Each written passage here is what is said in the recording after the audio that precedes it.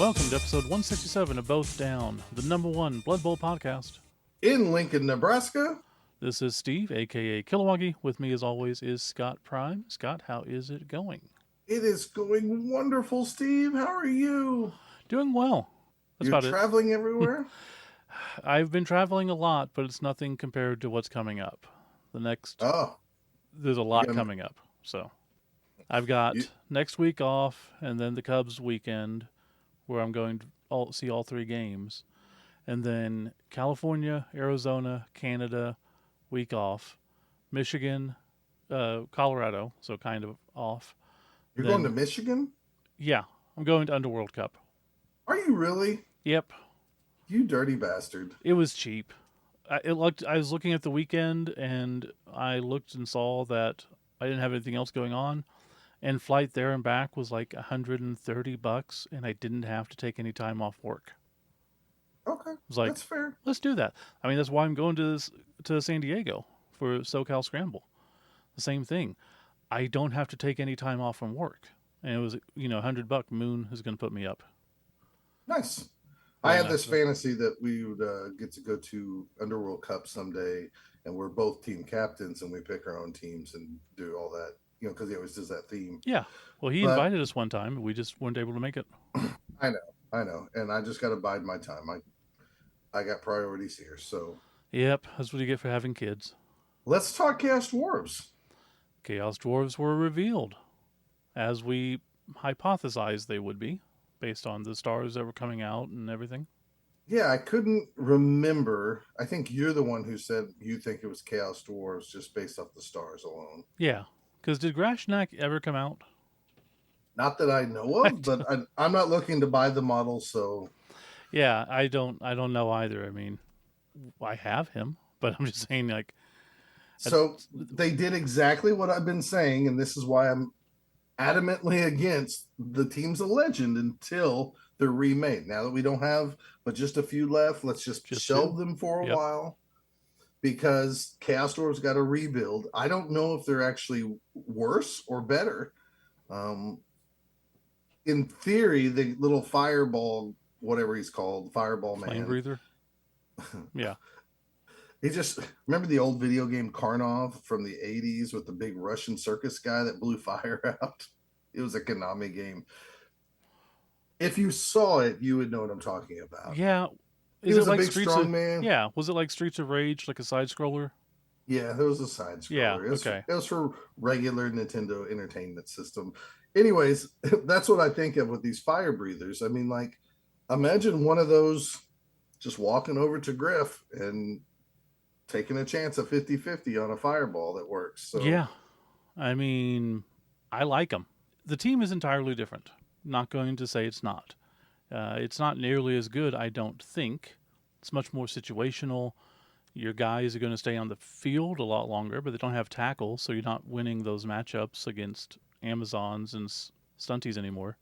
We can't speak too much on that because obviously some stuff has been revealed, some stuff has not. So we'll probably have more to talk about that, I would say, later on in the month.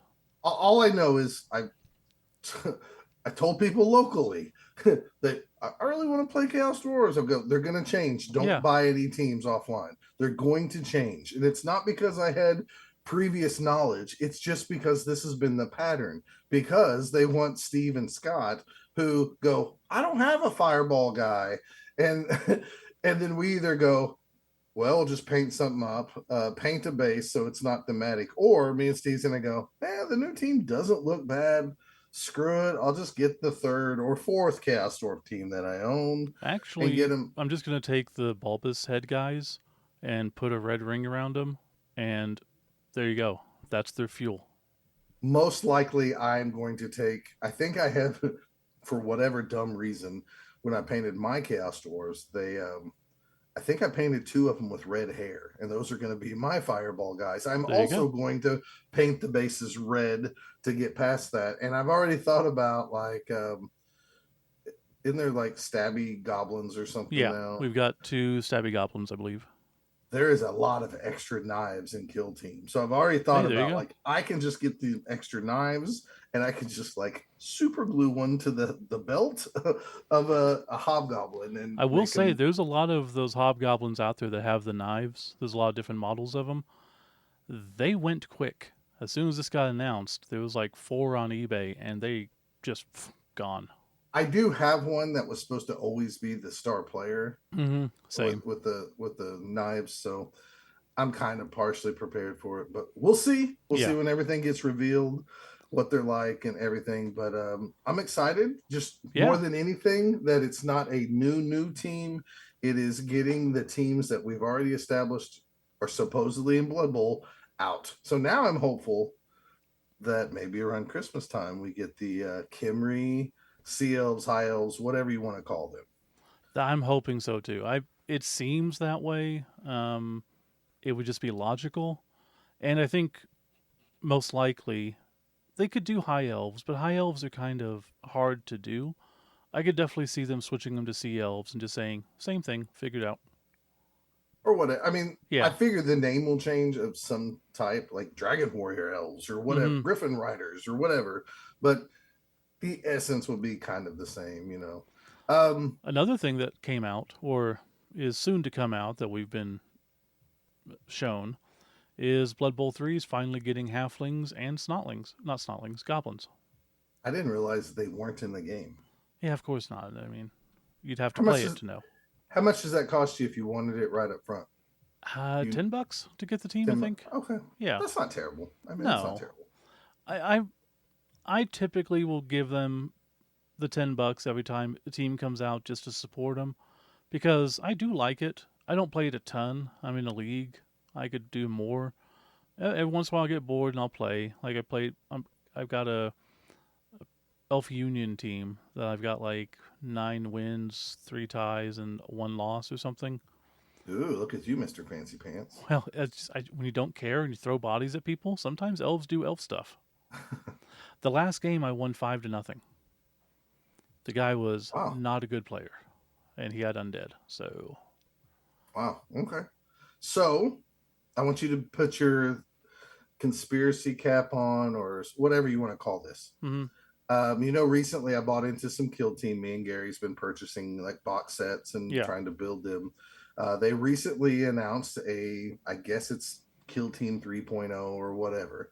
Um, it doesn't look like a ton has changed, but yes, there is change and it's a new starter. So therefore, as soon as this was announced, I was like, I don't even know the current rules. I'm not playing any more games until the new box set comes out yeah, because I want to know the right rules. mm-hmm.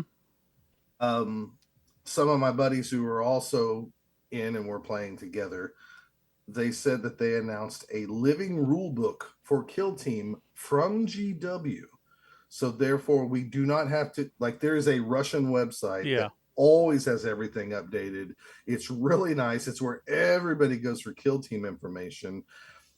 I guess it was mentioned somewhere in some article or something like there's going to be a living rule book for Kill Team, so you don't have to go to like illegal sites or anything like that. So my thinking is what if we do get a starter box, Steve? And what if we do get a living rule book that is free, just like Kill Team? I don't expect it to be free, but that would be amazing if it was. The Kill Team one is supposed to be 100% free from the information I know. Now, don't quote me. I'm Right. not saying it's factual, but from everything I'm told, it is a free living rule book, which is going to be fantastic. The things that I have personally seen that have made the game grow was the original free living rulebook because we could get people into the game by just going go download this or here's a copy I printed off. That got people into the game. Yeah, it was real easy. The video game came out. You were taught on the video game how to play. There's little differences. You got to figure out what actual dice stuff it is, but you can get the basics down. That introduces people to the game. It gets them into it.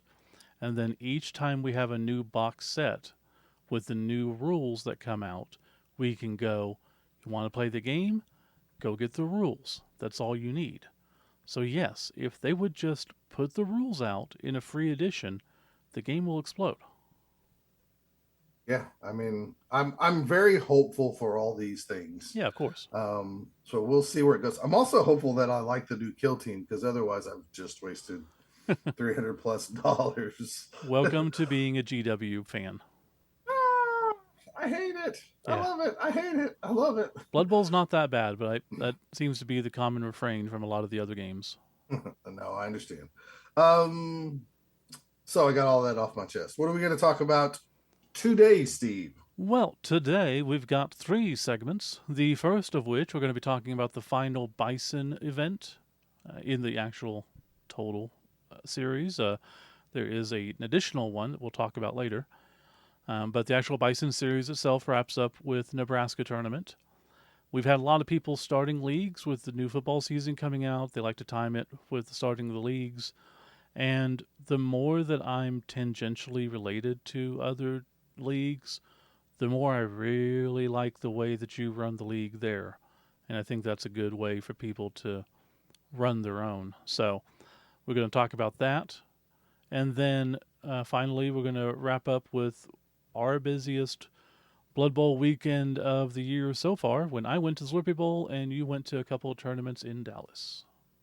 That sounds great. We'll take a little break and we'll come back with Nebraska B.I.S.O.N. B.I.S.O.N. Nebraska? What is it? B.I.S.O.N. Yeah, Series Nebraska? It was B.I.S.O.N. It was Nebraska. Yeah, basic B.I.S.O.N. Bowl, Nebraska. That's what it was. Gotcha.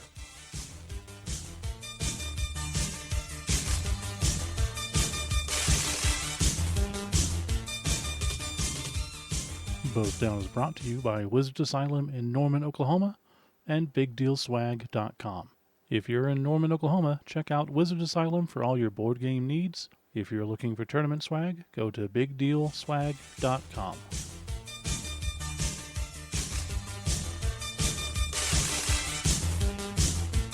We are back. We're going to talk about the last event that I did in the B.I.S.O.N. series. Steve, what does B.I.S.O.N. stand for? The Broad Independent Series of the North. Okay. I knew there was something. Yeah. I just couldn't tell somebody what it stood for. And most likely, a lot of people have asked, so it is going to be a tournament series for next year. I will not be running it. So if you have come to any of the previous events and would like to run some in that area, please reach out. I'll be happy to help you. And I'll be reaching out to people as well just to try to get more tournaments run in those areas. Because everybody had a great time, and I would love to see it happen. But I'm not doing it. So I already marked off my state. I don't need y'all anymore. Pretty much. So I talked Craig into going with me, so we drove out there, and it was about 7 hours to Omaha. It was in Lincoln, but we were staying with Austin up in Omaha. So we got to his place, went downtown Austin, kind of like our brick town. Just You went downtown Omaha. You said Austin. Went with Austin, right? I went to downtown Omaha. Omaha. Yeah, sorry. We ate at a nice fancy bar place. It was good. Your typical refurbished downtown area type place. Then there's a giant candy store that had like 60 some pinball machines, and I was super excited about going. And we got there, and it's a really, really giant candy store that has not been cleaned since like the 50s, it felt like. They had a giant collection of Pez. They had just ephemera from the 1950s, 60s, 70s, 80s, cabinets full of tchotchkes of the 80s, video game consoles or records. They had, all this kind of stuff. Then I got to the pinball machines, and they had a ton of 60s and 50s pinball machines, old wedge heads, old, just cool looking ones. And I was excited to play them. Every single one of them was broke. Every single, after maybe not every single one, but after like 5, I gave up. And they had some modern ones. Again, they were not working, so that was disappointing. Aww. But I was glad to at least go there and know it's crap instead of not going there and wanting to go back and then going there specifically because of it. I gotcha. I'm just sad that you got all worked up and you're raging, and then like No payoff for you. Pinball boner. Yep. Yeah.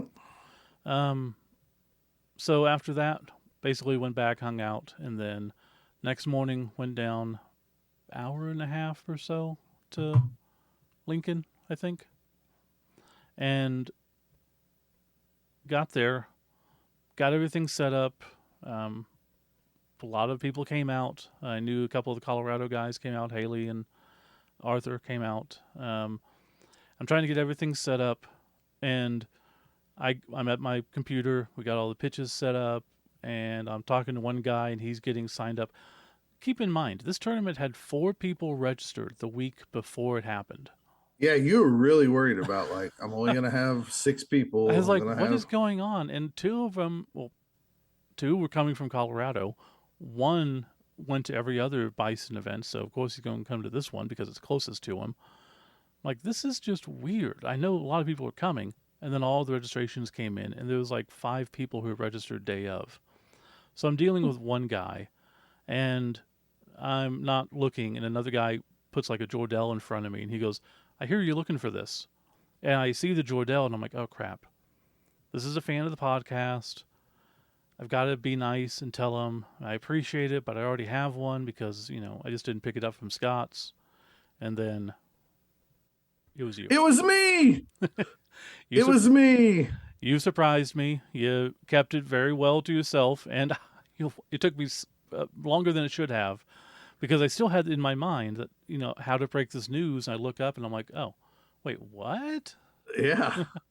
Me and Jennifer drove up on Friday. We took the day off. We've been planning this for a while. And then, of course, like the weekend before, I got sick. And I even told you, like, I'm feeling sick and all this stuff. And I even took off a day of work because I was sick and went to the doctor, and they ran flu and COVID tests and nothing came back, positive. So, like, it's just a virus. You'll just have to deal with it. And so, Jennifer already had off work, and she got some good deal on a hotel. And she was like, I remember Wednesday, she said, I'm going to Nebraska with or without you because I've already paid for the hotel and it's non-refundable. Mm-hmm. And I'm like, well, I'll be fine. I'll go. And sure enough, we drove up there, 6 hours through Kansas and into Nebraska's pretty boring, I might say. Yeah. So, like, on our trips to Iowa, like, I don't know why I like looking at the fields and the different like plants and stuff. This one was not. It was okay. It wasn't like the worst thing ever, but it's not memorable. Let's put it that way. Yeah, there's definitely not much to see coming from our direction as well. We got up there Friday probably by 5 or so, and we too went to some like bar type place to eat Friday night, but then got up that next morning, and Jennifer's like, how early you want to get there? And I was like, I want to be like the last guy signing up. So I tried to make it sure that I was like, there with 15 minutes before it started or less. Mm-hmm. And I walk in, you forgot the Jordell the last time you visited, and I was supposed to ship it to you. And so I thought this will be funny. And then, of course, you didn't even really recognize because you were so caught in the moment that I was almost disappointed that I didn't shock you. What's funny is Craig was out at his car, and we pull up, and he goes, I think his exact words was, the fuck is Jennifer doing here? He didn't recognize me, I noticed. He recognized Jennifer, which I found funny. And I was like, you got to be quiet. You got to be quiet. This is a big surprise. And he's like, oh, he's going to be surprised. All right. He didn't say anything. And it's like, well, he shouldn't have because he had no clue that this was happening. Yeah. And lo and behold, I came in. I had, I couldn't talk to you because I must admit, when I go to some of these tournaments that are like in Dallas or something, I'll ask like Jason Campbell, like, hey, don't tell me who's playing what. I don't like playing repeat races. I love to see tournaments where there's 16 people and 16 different races. I think that's just really cool and fun. And in my little role-playing Blood Bowl mind, that's the ideal situation, right? So I couldn't do that with you. So I couldn't ask you, like, what teams you got there. So I made 4 different rosters and printed them all out. And there was one I wanted to play, but I just figured, like, I was actually trying to get gnomes off just to play them and get them off the off the table, to be honest, since it was a three-round tournament. Yeah, that's what Craig was doing too. He wanted to win the Stunty Cup with them, so he actually brought him specifically to do that. No, I got you. And I really wanted to play the Chaos Chosen team, like just by looking at my roster and getting out the miniatures again. But I went through all these other ones, and then finally you said nobody's playing Chaos Chosen, and I was like, well, I go back to like the original roster I made. I think there was a couple of races. It was down to 2, and I saw the Chosen. I'm like, just play Chosen. Myself thinking they're not that good. You'll just have fun, and who knows what'll happen. Well, so the store was a nice store. I can't remember the name of the store. Games Gauntlet. They had quite a few games. They had some discount games. They had GW stuff. Good stuff to look around, especially if you're a gamer. I thought the store was a little hot, but I think talking to other people, like just up north, a little bit further up north in Oklahoma, they don't run their AC like we do down here. So, because Jennifer said when she drove around Saturday and visited various stores, she also kind of got that impression that. Well, also don't forget this was like a week or 2 after a giant windstorm came through and took out a lot of power and stuff. So, I did not know that. So. Yeah, on like especially near Austin's area, there were a lot of big trees down and power lines, and he was without power for 4 days or something. Wow. So yeah, it could have also been that. Okay. But either way, it was just a tiny bit warm. It wasn't bad. It wasn't ridiculous, and I'd rather be a little hot than cold because I get cold natured quick, and I didn't bring my jacket and stuff. Well, when I put on the other fan, it was perfect. No, then other people stood in front of it and was like, damn it. Yeah, so you did not have table numbers. You just let people sit where they were because there was some gentleman who didn't want to have to stand up, which I don't blame them. Yeah, Arthur has mobility issues to begin with, and then one of the older gentlemen, Jerry, there, he also is older, so he doesn't want to move, and I'm like, that's fine. So no, I totally get it. And I'm going to be that way too here in 3 years. So I was fortunate that where my first game started, so did my last game, including the exact same seat because just never moved. Mm-hmm. You want me to just go through my matchups? Yeah, how many people did you have? I believe we ended up with 16, so it tied the record for the most with North Dakota, which seems weird. Okay. Round 1, I played a guy named Eric. I don't remember his last name. Played Eric. He was playing vampires for the very first time with Luther von Dragonborg, and I had my Chaos Chosen team. I even went themey with. I really wanted to play with the miniature with the claw, the old 3rd edition Chaos Warrior with claw. So I went ahead and played with him, and wasted the skill and gave him claw. How many times have we both done that? Because we both have that dude, and we both are like, if I'm going to take him, I'm going to put that stupid skill on, and it never matters. Well, it helps at least me justify it that back when we had our league, our random skill league, the first random skill he got was claw. Yeah, so like that was awesome. It's just awesome and themey, and he's the team captain. So I was playing the Inevitable City Rampage. You're saying also is one of my favorite team names. So that's another reason. That doesn't sound fluffy, Scott. Well, go to Warhammer Wiki and look up the Inevitable City. It's like the city in the sky where all the chaos people hang out, and it's weird and creepy and weird. Anyways, so that is my team. Playing them against the vampires and Luther, and I was scared to death, to be honest with you. Luckily, my opponent, first time playing vampires, and he rolled we'll call these a shit ton of ones, and that always helps. So question for you. He put Luther on the line, which helped me because I was really worried about Luther being the ball carrier. Yeah. And he probably should have made him the ball carrier, but beyond that, he rolled a crap ton of ones, so which really helped me.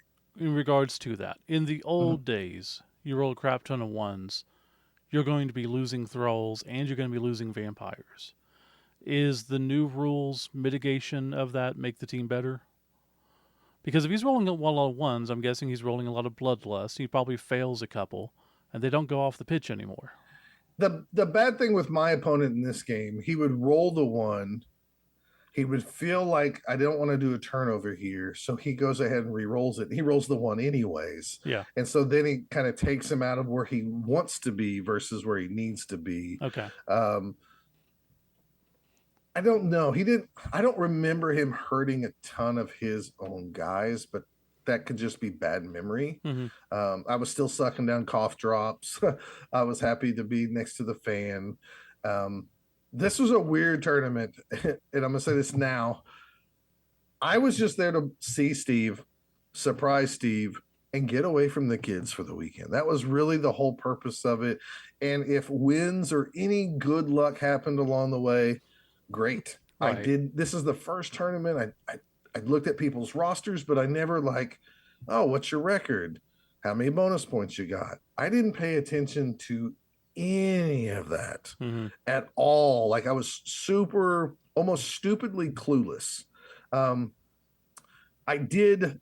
I won this game 3-0. My team was, like I said, the Inevitable City Rampage with Skitter. So I had the Minotaur. The build allowed me to also get Skitter stab. So I had the fast mover, and I did run up the score on this, but just because of bonus points. I was like, oh, I get more bonus points if I win 3-0 or whatever. Yeah. So I went ahead and did it on like the last play. So 3-0 win. I was happy at that point. I'm like, man, if I could just tie one more, we'll break even. We'll get some good food. Maybe we'll, go to a comic store after all this, whatever. I don't remember if we had lunch at this point. I think we decided not to do lunch because it was starting late, right? At some point, Jennifer brought us some lunch. Yeah, I think it was during round 2. She brought us Runza, which is a chain up in that area. Yeah, we'll talk about that after round 2 Sure. here. My second round opponent was against an Amazon team, a guy named Travis. His Amazon delivery drivers, which he liked his team name and he wanted me to like it, but I told him it wasn't both approved. Right. Anyways, played against Amazons, and let me tell you something. My armor could have been 5 or 10s everywhere because this guy 10 plus everywhere because this guy and Henry Wisniewski, he was next to this guy and he was watching these things, and I mean it was double 6s followed by double 5s and double 6s followed by, I mean, boom boom boom boom boom. Jeez. I lost, I think 4 or 5 guys. I know I lost a Chaos Warrior early in the first half. I lost my Minotaur in the first half. I lost Skitter Stab in the first half. Jeez.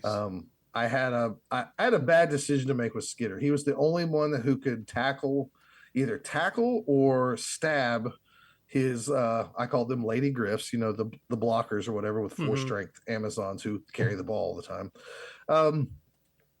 He put that character right next to the sidelines, and I had a choice: either do double, 2 dice uphill or stab. And I know most people say take the stab, but I was really scared with as many injuries as I had that a stab would, if I don't succeed, or even if I do, Skitter gets blitzed next turn, and then I'm in trouble. Yeah. So I chose just to try to push this character out of bounds. Besides, I was down on players. I had 12 people, but at this point, I'm already down like by 2 or 3 players, playing down the rest of the game. Of course, I roll. I think I ended up this. I had to re-roll it. I got the loner, and we both went down. Skitter, of course, once again, he rolled like double 5s, and then he rolled like 11. So Skitter was out of the game, and I was like, great. Maybe I should have just stabbed at that point. Anyways, he ended up scoring. It was 1-0 in the rain. I had 3 plays, or maybe 2. I moved quick as I could. And sometimes I wonder, do I play better when it's just a screw it situation? I got to do this or it's not going to work. So I play fast and swing the gate and everything. I mean, like my turns were quick. It sure seems that way sometimes where like you like try to hold off a guy for 8 turns or whatever and they score in 6 and you have 2 turns, and it's super easy to score. It's like, Yeah. dang it. So I scored. It was 1-1 at halftime, and I'm like, okay, well, we'll see what happens. Long story short, I start eventually. He's fouling me. He's starting to get caught. Like he has 4 rerolls, and first half was going really good. Mm-hmm. And he got, I think, a little block happy that ended up with like both down skull, reroll, both down. Because I was still going down, but he was going down with me, and turnovers were happening. Yeah. I almost kicked myself in the face because I stalled. I wanted to stall one more turn because I didn't want to give him 3 turns to score. And I was like, I could guarantee a tie, so I stalled.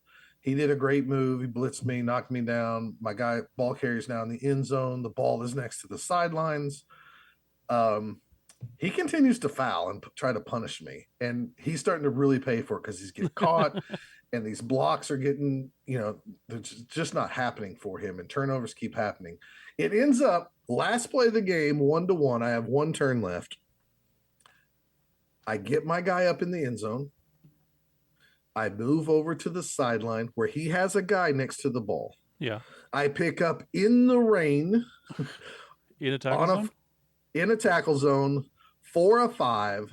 I dodge away for a 3, and I do my 2 go for it to win the game 2-1. At this point, I said, no matter what happens the rest of the weekend, I don't care. This is one of those tournaments where it's like, it's better to be really lucky than good, because I probably stalled too long, realistically. But I was down to like 6 guys. He was beating the shit out of me. Then Jennifer brings us some runza, which was rather delicious. It really was. And if you don't know what runza is, because we had no clue, it's not anywhere near us. Guess it's a chain all the way up there in Nebraska, Iowa. Yeah, it's a German sandwich, sort of. So it's like a kolache, with the breading around it. Not the real kolaches, but like the kolache factory kolaches. So it's fully enclosed, and it's a mixture of ground beef and cabbage and other stuff. And I'm not a big fan of cabbage and a lot of vegetables, but it was really good. It was rather delicious. There's actually one in Longmont, about 30 minutes away from me, so I'm probably going to try it someday soon. You should, because they have was it a Philly cheesesteak one and like a chicken with pepper jack or something? There's a lot of different varieties, and they sounded great after that one. So we had our lunch. Mm-hmm. Then I was paired up against Father Galis, Aaron Wisniewski. And I want to give some background here, because when me and Steve started playing Blood Bullet tournaments, our first tournament was Chaos Cup 2011. Zlurpcast let us know some of these people's names. There was these legendary people that you hear about, right? Mm-hmm. I mean, oh, you're playing that guy. Oh, you're playing that guy. You're playing McGruber. Oh, gosh. So in our world, or at least in my movie, Aaron Wisniewski is one of the top 50 Blood Bowl guys that we know. Yeah. And he's a legend to me. He is a great player too. Yeah, for sure. I have never ran into him. And I think a lot of that is because he's probably at higher tables than me. Yeah. When I do see him at Chaos Cup and stuff, he's been runner up to Chaos Cup twice. And so I was playing him, and he had dwarves and the ice troll character. I can't remember his name. Skorg, yeah. Skorg. And so we faced off, and I was like, all you got to do, Scott, is just play. Don't worry about it. You luck through the other game, but all I want to do is, even if I lose, I want to make Aaron go, oh, you're not a bad player. Because that's all I kind of want is, I don't really care about trophies. I like saying I won first, but I want to sit down and somebody go, oh, dang, I got to play that guy. He's really good. Not that, oh, he's Scott Prime. He's sometimes a turd and yells at his dice. I want them to go like, this guy's a good player. Yeah. So we kicked off and played. Aaron got the ball. I felt like I was doing the right things. At one point, Aaron got a break where he could score if he went for it. I believe once, maybe twice. And honestly, I didn't think he was going to take it. He took it, and he went ahead and did the go for it to score. And that made me feel good alone, because I was thinking like, ooh, I must be doing something right if he felt like I better score while I can. that gave me 2 plays. I threw a pass into the end zone with a skitter. It didn't work, so it's 1-0 going into halftime. Um, we're having a very thanky game, so we never officially finished the game, and I don't know where it would have went if we would have just played it out over time. The second half, I got the ball driving up. Um, I positioned myself what I thought was pretty good, but there was like, if Aaron's takes a chance, he can get to me, but I don't know if he will because this guy will be on an island and all this stuff. And sometimes these really good players don't take super chances. Right. Um, Aaron took the chance that I wasn't expecting, and he goes around the corner, hits Skitter, gets a both down result. He takes it because his runner had block, and I was on the sidelines. If it would have bounced out of bounds, this game's probably over. We're getting low on time. The ball bounces right to the beastman next to where Skitter was. And I have no idea. I wasn't being positive thinking. I don't know. I grab the dice and I go, okay, well, he'll catch it. And I said it with like the most super amount of confidence, like I was a time traveler that knew. And I rolled a damn 6. And then the next play, I go blitz, try to blitz his guy that's hanging out on the sidelines. Of course, I roll both down, and we both have block, which would have made it really difficult. Thank God I had one reroll, managed to get the push to push him out of bounds. I ran up without rerolls. I had to do 2 go for it. And inside, I told myself it was fake for real. Like, I don't know why that day I was confident. Maybe I was 6 still. I knew it was going to go in, like deep down inside, but I had to roll it. It was like that thing. What reminded me of is, remember Siggy, Jeremy Morse, who always said, the game's already played out. You're just playing. Yeah. You're just watching it happen. In my brain, we were going to tie. Me and Aaron was going to tie once all this started to happen. Like, I don't know why. Mm-hmm.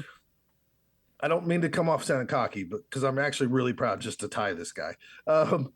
Went in, we set up, and I think you called time, so we just finished the turnout, and we ended up tying. So I was superbly happy that I got 2 wins and 1 tie, and I was thinking, like, I wonder if Steve has a third place thing. I think he does, because I made the certificates and all this stuff.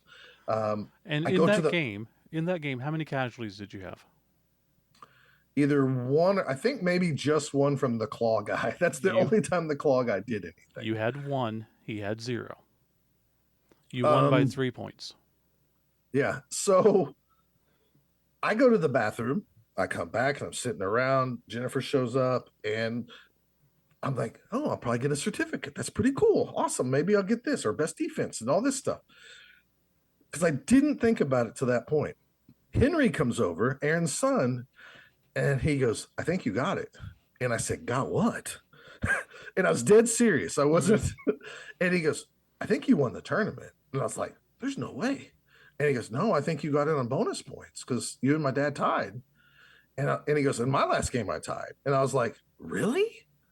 And then I thought about it. I was like, there's still no way. Maybe at that point, I was like, maybe I'll get second. And sure enough, you start calling out awards. Oh, I remember.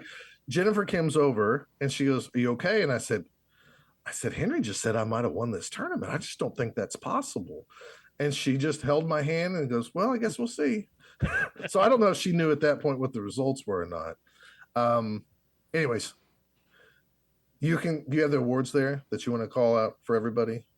Yeah. On this, or? I thought I wrote them down. Apparently I did not write them down, but thankfully I posted to Facebook. So want me to go backwards then? You can go however you want. Let's see if I can read this. Most brutal and fan favorite both went to... I can't read his name. Watching you try to read off the screen is hilarious, old man. Well, it's small and then it's like far away. So I'm like scrolling in, just like trying to keep it centered as I scroll, and I can see my name and I can't read my handwriting. Okay, well, let's see who got. Anyways, so sorry to him. I can look it up later. Arthur got back the pack. Michael Haley got best defense. Austin Faulkner got best offense. Craig Ashby got Stunty Cup.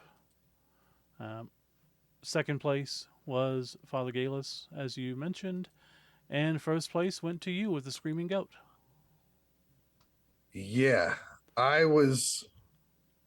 So when I was putting the results in, there was a question on the casualties because I think you marked yours and he didn't mark it or something. So I made sure to go up to him and go, "Hey, just want to make sure you had 0 casualties and Scott had 1. Is this correct?" He goes, "Yeah." Okay, just make sure. No, I checked. Because you did end up winning by 3 points. I thought you were winning by 2, but it was 3. So Uh, it that one casualty probably didn't matter, but you running up the score of the first game did. what's just weird because I believe on my way up to Nebraska with Jennifer, we were talking about tournaments and stuff, and I was like, man, one day it'd be nice to get that 10th tournament win. I was like, I know that's really selfish of me because some people don't have any tournament wins. Mm-hmm. And really, I've won more tournaments than I ever thought I would have won if we would have went back to the beginning, and talked about it. Like, hey, where do you see yourself in 10, 13 years of playing Blood Bowl on the tournament scene, especially after that first Chaos Cup? Because Yeah, for sure. so many, Frank Bradford and all these really good players, I would have never thought even locally, like winning some tournaments and stuff like that. So at some point, it might have not been the Nebraska trip. It might have been a couple weeks before, but I did mention to Jennifer, like, I don't know, it probably will never happen, but man, it'd be sure sweet to say I have won 10 tournaments. I think you did it just And because I won 3 this year and you just didn't want me to get close to you. for real, Steve, once I found out that I won, it was the hardest tournament to keep tears back from. Yeah. And I don't know why. Maybe it's just cool to say you won 10 tournaments. Maybe it was cool that, like, I played pretty good, that I got lucky in some matches. And then, like, when I play a good player like Father Galis, like, maybe I got lucky there too. But it still came out on top, where it was enough to win the tournament. Aaron's a great player. Watching him play was, I don't know, it was like what do they call that? A workshop or whatever with his dwarves and stuff. Like, so I hope I gave him a competitive game. I hope you obviously did. Deep down, I kind of hope he thinks so too. But yeah, I was really like in tears, almost in tears. And even when we got in the car afterwards and driving home, Jennifer's like, "Oh, are you all sad?" And I was like, "I'm just really happy. This made me feel really good. I played it, ended up playing the team I wanted to play because I liked their paint colors and I liked their theme, and I named all my players. And in the history of this Inevitable City Rampage, this is the second tournament they won out of the 3 that they've been to. So, like, yeah, it's special to me. Anyways. So it was Caleb Lenhart that had his Blackbeards Buccaneers halfling team that had the most casualties and the best painted or fan favorite. That's right. And we also I gave out, with your help, a B.I.S.O.N Series Grand Champion to Austin Faulkner because he went to every single tournament. Nice. He's the only person besides me that was crazy enough to do so. And, like, I know it means a lot to him because, it gets him out, it gets him to do stuff. But, I mean, we've grown pretty close. Okay, let me rephrase this because we did drive together. Did y'all have No gay stuff. Make it official? No gay stuff. Not that I care, but no, it's just really nice to have someone who cared about something that I cared about enough to travel that crazy ass amount as well. Now, obviously, he lives in Nebraska, so it's a little different, but he still went up to Montana with me. It was big. I mean, heck, Haley and Arthur went up to Montana. We had multiple people that went out to North Dakota. People just coming out to tournaments is awesome. And to cap it off with you coming up, surprising me, that was awesome. Would have been nice if you told me because we could have hung out Friday night. And we already made plans, Ashby and I, to just hightail it back after the tournament. So yeah, that's where I felt bad. Is because I thought we'd get to hang out and stuff. I thought so too, but I was like, no, sorry, we actually we're heading home. No, I understand.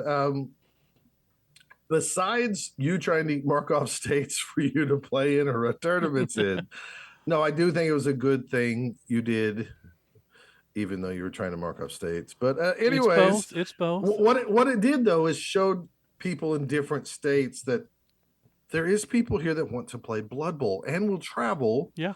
if you're willing to put the time in to run it. Because we've always told people just start running the tournament. I only had 4 people. Keep running the tournament. We've ran tournaments with 6 people. I've been to a tournament with 4 people. That's one of my tournament wins. I won a tournament with 4 people. You can go, well, that's not many people. Yeah, well, you still got to play the game. And if I'm going to a 4-man tournament, I'd rather be first place than last place. So it's just, you got to just run these things and keep them going and stuff. You can attest to this. This might be the first tournament that me and you've ran together, even with one of us playing in it or both of us. I never walked over to you during the tournament, like to as a like to look at the standings or anything like that. No. I was legit like in my own weird bubble next to the fan, just like chilling out, playing my games, and not worrying about other stuff. So that is it was nice. actually kind of nice. Maybe I should channel that zen at every tournament. I mean, seriously, that's how South Dakota was when I won it, because I took a suboptimal team, I thought, underworld denizens with no snotlings because I didn't have any painted. I couldn't find my rat ogre at the time, so I just took, Wilhelm, not Wilhelm. What's the other one? The guy with Helmet chainsaw. Wolf. Helmet Wolf. I just took Helmet Wolf to throw in because I needed something to fill up the roster, and he just went insane. So yeah, it was just like relaxing. Like I'm not even doing this. This is just something else going on entirely, but I'll take it. Yeah, for sure. Anyways, cool. I ended up buying something from the store to just sum up the trip afterwards. One, not much stays open late at all in Lincoln, Nebraska for a college town. Now, I know college wasn't in session yet, but we went over to a wonderful comic book store called Rainbow Comics, if I remember the name correctly. As the name suggests, they definitely had a market for, Leprechauns. I'm not saying it wrong, LTGBQ. Am I saying that right? LGBTQ. No, I'm not trying to sound no, it's disrespectful. LGBTQ. You can also add an I and an A and a plus, or however you want to do it. Anyways, they were a very open-minded store. They had a great selection of comics. Matter of fact, they had great little bundles. I found the whole Aztec run of Grant Morrison. I've never read that before from DC. It was issues 1 through 10. I found the first comic that had, the company is called First Comics.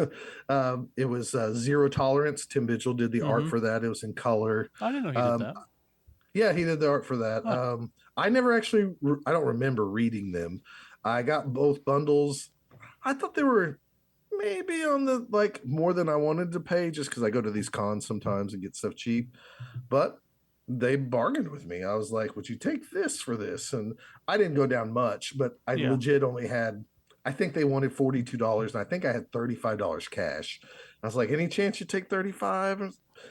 Maybe I've overpaid. I don't know what the Aztecs are worth at all. Yeah, we'll gladly take that, weirdo. No one else is buying this crap. But everything was in great condition. I've read both series already. I was really happy I picked them up and read them. So cool. Yes, I was a weirdo. They had other stuff there too. Jennifer found like $30 worth of comics there. They were super helpful. So if you're in Lincoln, Nebraska, Rainbow Comics, great place. Go in there. The ladies that helped us were just super nice, and they acted like they cared without hovering over us and bugging us, if that makes sense. Absolutely. So I really appreciate that. We got there at like 7:30 and they were open till 8. So it was anyways, we had a good time. In some ways, probably a good idea that they weren't open past 8, because we probably would have found more things. And then eventually I would have said, I'm just going to charge something and even buy more stuff. Then we tried to find a place like a sub shop to eat at, and all the Jersey Mike's were closing down at 8:00 and stuff. Jeez. And I was like, this is really weird. We found a Mr. Good Sense, or just Good Sense up there, because there were Mr. Good Sense down here in Oklahoma. So we just picked up a sub. We went back to the hotel, watched Olympics, and did what couples do when they don't have kids around. And it was turned out to be a great night to be the champ. That's good. And then we drove back. We got up. I wouldn't say super early. We slept in just to kind of enjoy it, and then we hit Runza, and I got two different sandwiches. I got Oh, one that had pepper jack on I it. didn't hear about this. I know you didn't because I was saving it for the podcast. How I dare you? really was. I should look them up because I kind of have forgotten what I got. I'm looking up the menu right now for you. I will say the runza that I got was a plain one, no cheese. That Okay. was a mistake. It definitely needs cheese because it was too dry.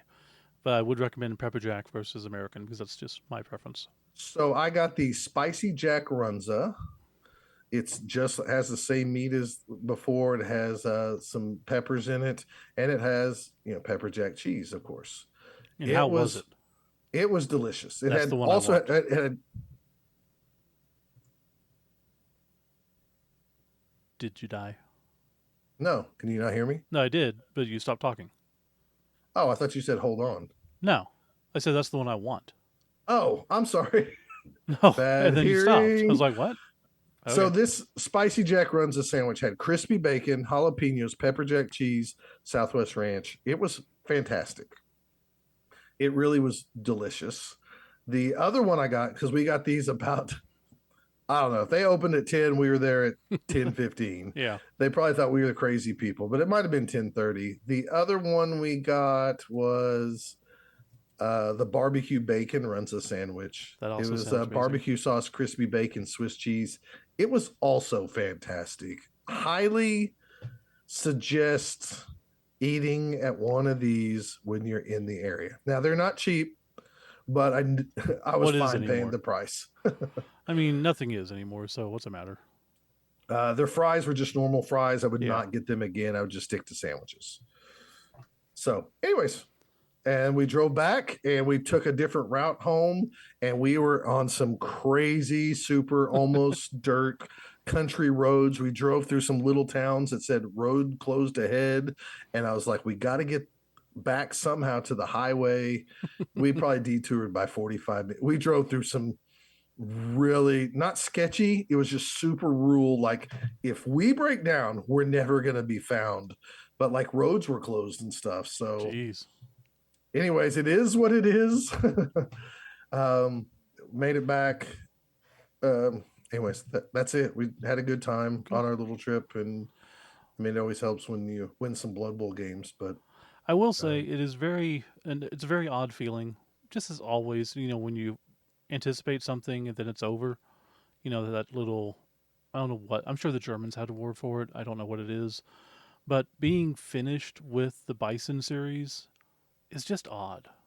Like, because I put so much time into preparing for it and, kind of worrying about, the traveling and is it too much? Are people actually going to show up? Am I going to lose thousands of dollars on this or just, $1,000, but it was a great time. Really do appreciate everyone who showed up. Appreciate people who've bought dice afterwards. I did. I was trying to get New Mexico tournament ran during this series as well, and at the time the guy never replied to me and blah blah blah. He got back with me and wants to do one, so it's not part of Bison, but I have extra dice, so we're doing Bison Bash November 2nd in Santa Fe, New Mexico. cool. Just gonna repurpose the dice Yeah, that you have left over. repurpose That's the a good. dice and just have and again, like you said, check mark off another state. Why not? It's okay, Steve. You can have this as your gimmick. Oh, I'm doing it. Yeah, for sure. There's no question. Your map And man. if we I don't want to jinx anything, but right now I'm most likely not going to hit the most tournaments played in a year for an American because I was 22 a couple years back by Sean Cowley. But if I You got to push be it, close. I'll be one off, and that's not including the 6 tournaments that I went to that I didn't play. Because 4 of the Bison series I didn't play, Oklahoma and Spikey Bowl I didn't play. So really, going to freaking what, almost 30 tournaments this year? Hmm. It's kind of crazy. That's that is a lot. What was I going to say about your? Oh, so some people from work knew I went to this tournament, and they always go, "Oh, did you win?" And most of the time, I go, "No, I ended up getting seventh, out Mm-hmm. of 30 people, or I got 12th out of 40, whatever it is." So that's the big ha is like Scott goes to these tournaments and never does anything. Yeah. Did you win? And I said, I got first. And they go, oh, cool. What'd you get? So I give them my phone and I show them this paper certificate, and they look at me like I asked them to crap in my hand. Yep. And I'm like, I go, look, we just love playing Blood Bowl. We hate I it don't at know about times. that. We enjoy We hanging out hate with it each at other. times. Yeah. Yeah, or it's an excuse to go hang out with some people Mm-hmm. you just normally wouldn't hang out with, because you can't say that there's a barbecue, Michael Haley, do you want to come over? Yeah. You go, yeah, we can go to Nebraska and hang out. I already looked at your Santa Fe tournament. It is way farther away than I thought. Yeah. It's like, And there's no chance I'm surprising you. I promise you that. I figured as much. It's also the week before Chaos Cup, which sucks. For sure. So I know I'm So, losing some people that way. And it's, I could probably do it a few weeks later, but then we have to worry about possible snowfall. I figured beginning of November, I don't have to worry about that. sure, I get it. And we were looking Uh, into doing a Washington Sevens like on October 3rd when I flew in on that Thursday, but apparently there's not enough interest, so I'll have to hit Washington and Oregon next year. okay. Oh well. Anything else on this wrapping up the Bison series? No, I'm sure this will come up at the end of the year with the Downies and everything, but I will say just using this as an excuse to travel around the country and see stuff, amazing. It was just a great experience all around. I loved it. You know, going on these long trips by myself was great. Going with Austin up to Montana was great. Going out to Nebraska with Craig Ashby is great. Just it's all different ways of doing it, but also seeing stuff and going out and doing stuff. As we say, go out and do stuff. Go to tournaments. Go join leagues. The world is missing a lot of the third places that we used to have where people would just hang out and do stuff. We're not bar type people. We don't, well, some of us are, but as we're getting older, we are less the hang out at the bars on a Friday night versus take a day and go play some games at a bar on a Saturday or something. Just use it as an excuse to get around and see stuff. Right. And I'll wrap it up with that. All right. We'll come back with some, I guess, how to run a league talk.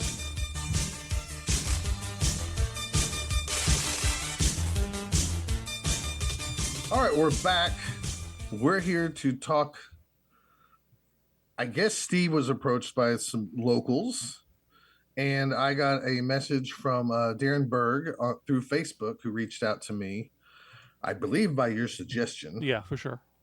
I guess I should just. He's like, Scott, I know you don't know me, but I feel like we've been friends a while. Steve suggested I contact you to inquire about how you run your league in Oklahoma. Steve mentioned that you have quote, an open league where coaches can join anytime. If you're not aware, Denver has struggled to sustain a league for some time. I'm trying to get everyone back together. And one of our concepts is to never close registration for the league. The worst thing in the world is to tell an aspiring coach that he cannot join the league until the next season, which could be 4 or 5 months away. We want to keep registration open so coaches can join in order to at least play some Blood Bowl games after the season starts.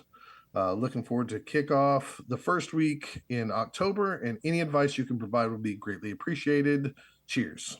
Yeah, in addition to that, the local league here has ran into a stalemate of they started, then games stopped getting played, people dropped, typical league stuff.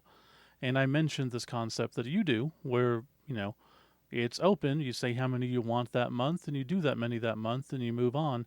And it was kind of confusing them. So I was like, you know what? Let's just do a segment and I can point people to it. So obviously we don't know everything. Everyone does leagues differently, but for a league where you can kind of come in and out whenever you want, this seems to be the best one that I've heard of anyways.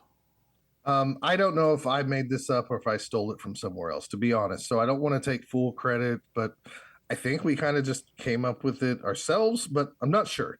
Um, I have everybody join a Facebook group if you're joining our league so we can communicate. Now, everybody else, 6 years ago has joined Facebook, and now everybody wants to join Discord. I'm not going to argue that they're kind of the same but different and all that. Discord is Whatever better. you whatever you it. want to use, I hate Discord. I know, but it's personally. better. That's fine. I love Discord for like Chaos Cup matchups. I Mhm. hate it to like communicate because somebody in there is talking about like chicken strips and everybody else is jumping on it. I have to scroll through all their stuff. But anyways, this is what I do. Our league started off, as Steve knows, where we had a league night and everybody showed up on a Thursday or a Wednesday. And if people showed up, we would have people roll off. And if, like, oh, I rolled a 10. Well, I also rolled a 10. Okay, you two play each other, but we played last week. And so then we'd go to the next person and so on. And that And was just, a giant pain in the butt. Also, because if either I was running it or you were running it, if there was odd number of people, guess who we, came down and did nothing? yeah. Set it all up and didn't do anything. And if you ride to the store with Steve yeah, and you're sitting out, it's not so fun. So what I've changed the league to, and Steve was here for 1 or 2 seasons before he moved away.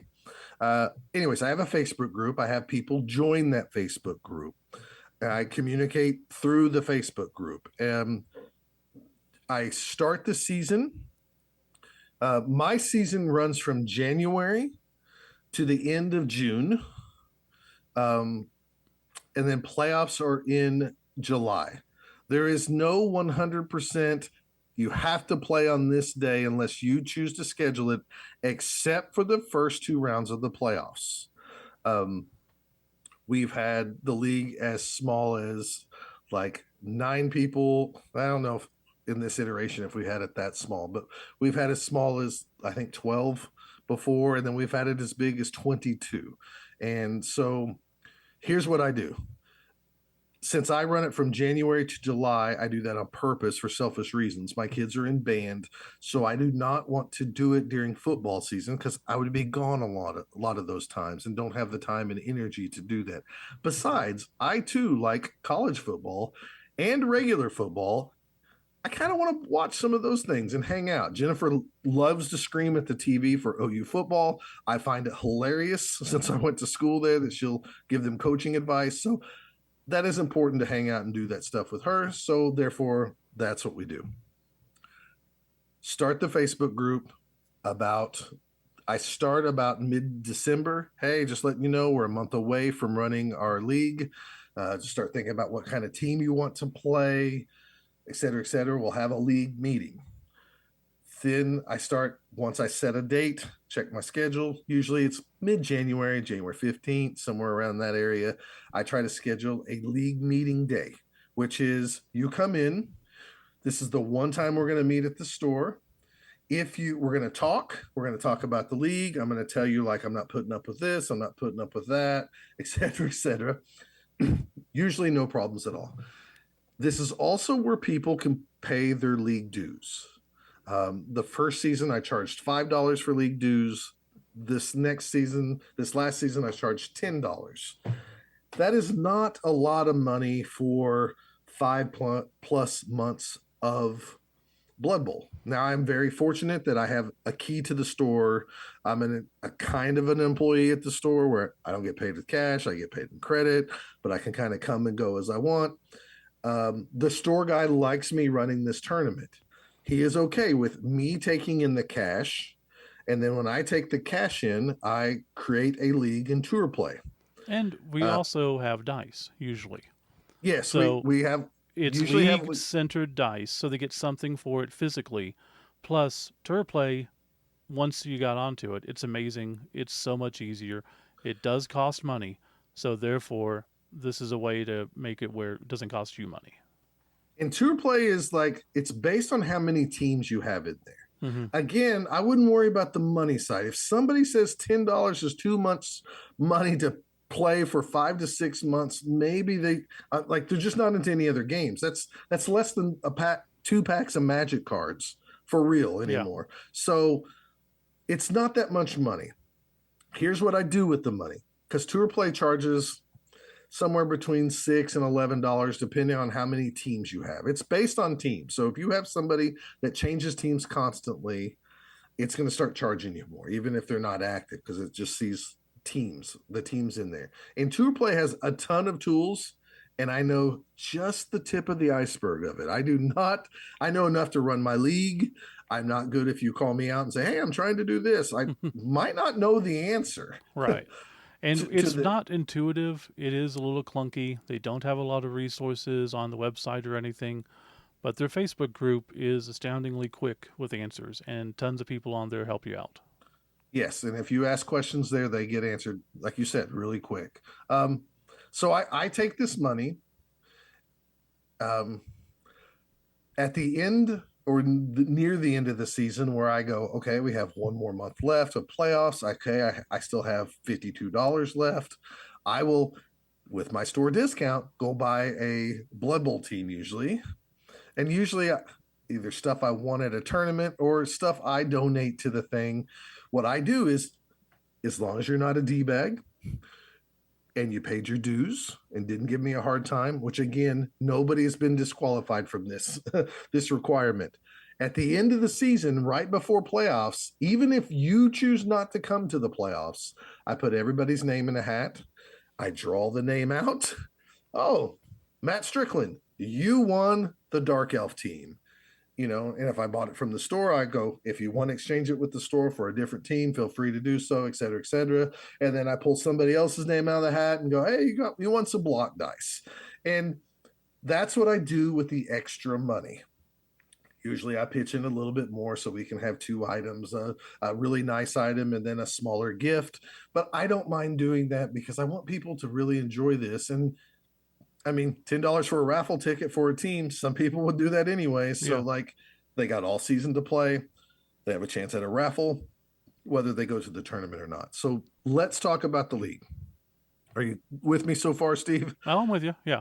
Okay. I didn't know if I was boring you. Because No. I'm good. So, I start I'm familiar with the league. This, though. So, I start with the league meeting. And the league meeting is the first time you can play your game. If you have your team already set up in the league, you come to the first meeting. I take your dues. You can play that day, and it's legit. Oh, there's 12 people here. 11 of them want to play, or let's say 9 of them want to play. Whatever it is, if there's an odd man, I'll sit out. Usually is what happens. And then usually somebody who couldn't make it to that league game will go, oh man, I missed it. Sorry, it's my kid's birthday. I'd like to play a game before, February starts. And I'm like, okay, you can play me because I didn't play a game. That's usually how it's worked out these last couple of seasons.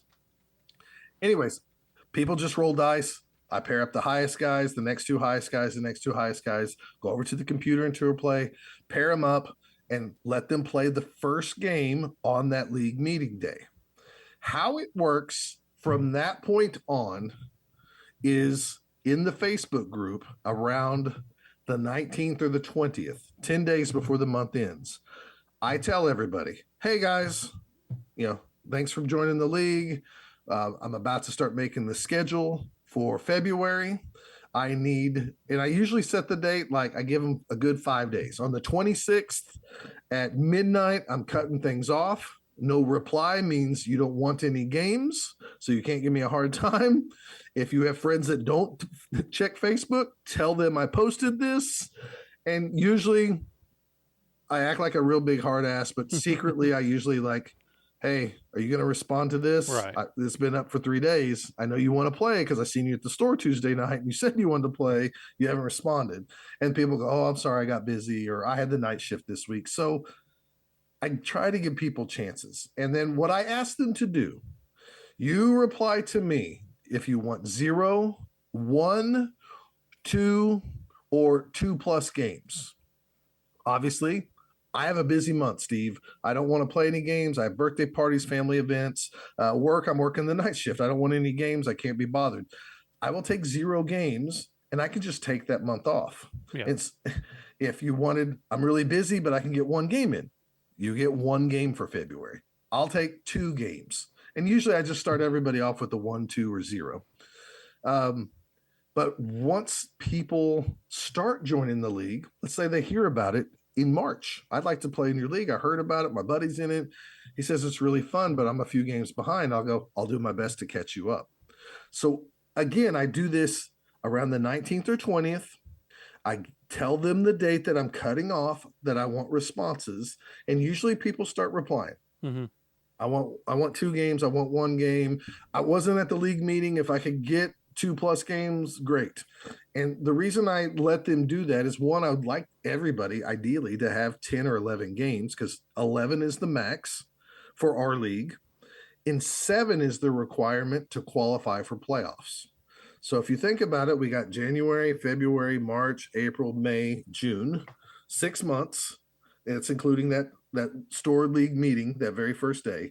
If you make it to and only play 1 game a month, you only have to fit 1 month with 2 games in there to qualify for the playoffs. Yeah. Some people with busy lives, just that's their goal. Once they hit 7, they're done because they're busy. They're helping take care of the kids or whatever. They qualify for the playoffs. And I usually, as the season goes, if we're in April and somebody's already qualified with 7 games, I'll go, congratulations to the, whatever team. They have the first team to qualify for the playoffs. If it started today, they qualify for the playoffs. People see that. I post messages, usually with pictures in Facebook, to get people's attention. And this is how I run the league. If somebody was behind on games and we had an odd number, because that happens quite frequently. Let's say we're into April and the new guy has only played 4 games while everybody else has played 7, but we have one guy who wants 1 less game. It's not even numbers. I will reach out to the guy with the lowest game played, and I'll go, hey, Jake, you're the lowest guy played. You have 4 games total. You told me you only wanted 1 this month.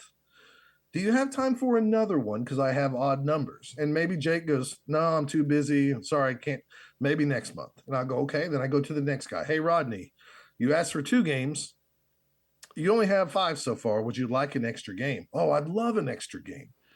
So then we schedule those up. And there's a lot of times back then too, is I would say 2+, so that if someone did need an extra game, you could just throw me in there, be like, he's good to go for another game because he has no life. Go for it. Right. I legit take those names once I know how many games everybody wants. I have columns in a spreadsheet. I go to random.com. I use the random number generator of 1 through 100. I hit that button. Oh, Gary wants a game. I hit that button. I get 32. I key in 32 to my spreadsheet. I want a game. I hit the button. 97 is my random number. And then I just pair up the 2 highest, the next 2 highest, the next 2 highest. And then once that column's done, I start going to the next one. Then in my spreadsheet, I have a grid, an old school grid. I'm sure there's easier ways to do this because more techie guys than me, but I have a grid that just goes across. It has lists all the names of the players one way. And then I just check mark boxes as I pair up people. And I'm proud to say, in the 3 seasons I've done this now, no 2 teams have faced each other more than once. Now that's using some magic. I always tell everybody, like, you could play the same team twice randomly at most, but just not back to back.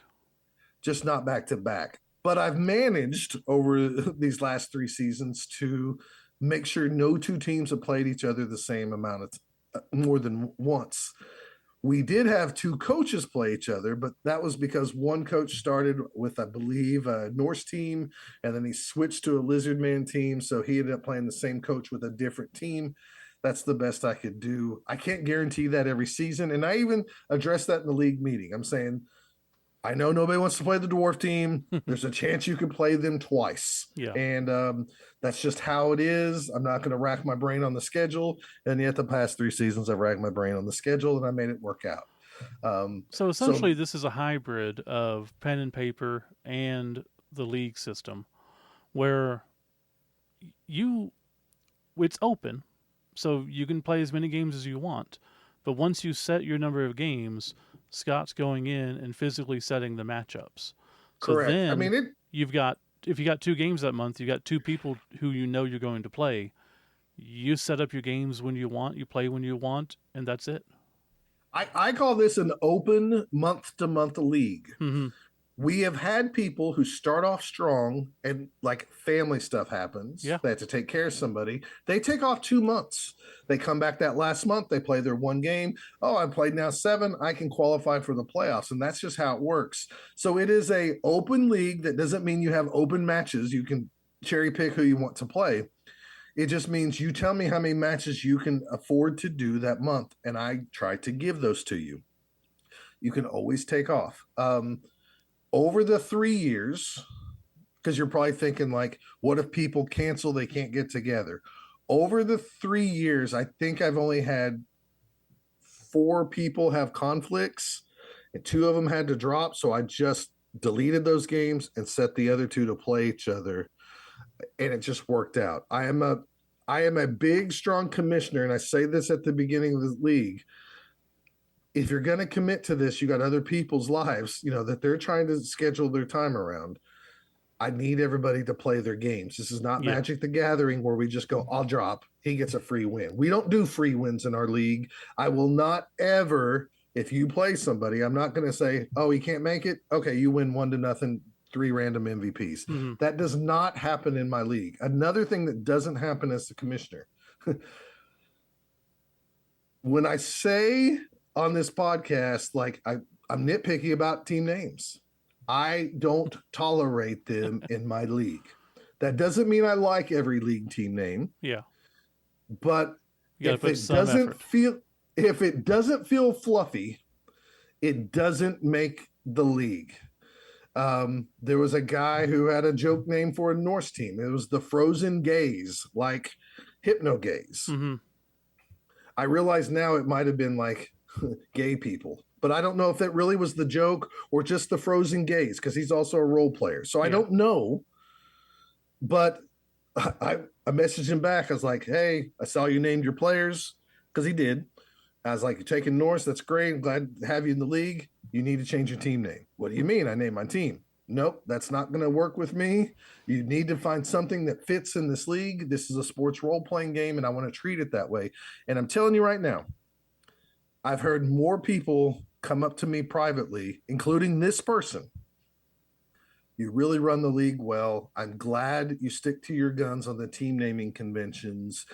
It's so much better when I get to beat a team from this world, or even when I take a loss from this team and start a rival. Mm-hmm. So it's your sandbox. If people want to come play in it, fine. And I tell people, if you don't really like it and you're stuck with your jokey team name, you can go play somewhere else. There's other leagues, and I don't mind doing that. I mean, long term, it pays off. So, questions so far? Because I know I'm long winded. No, you're good. Okay. I think the main thing that I want people to understand is like, this is as far as I'm concerned, this alleviates a lot of the problems that leagues typically run into of, hey, I can't make it, I have to drop. Hey, I would like to start up a new team, but I know you're in the middle of the league. So I'm tired of this that. team. I want to make another team. This addresses all of those. Let's talk about that. One player that I said played 2 teams last season, he started with Norse. Mm-hmm. He thought he was going to love them. About 3 games in, he didn't love them anymore because armor was shredded left and right. Right. And he goes, do you care if I change teams? And I said, I don't care what you do. The rules are the rules, though. You got to get 7 games in if you want to qualify for playoffs. He said, I got enough time. I think I can make it work. And because he was behind on games with that team, he was able to be the odd man out a lot of times and make up several games. And there's also, not to interrupt, but there's no requirement of going to the playoffs. It's an open invitational playoffs. If you want to do it and you qualify, you're in. Done. If you decide you don't want to, that's fine. The whole season is built up for you to improve your team, win or lose. You get star player points, you build up your team. Mm-hmm.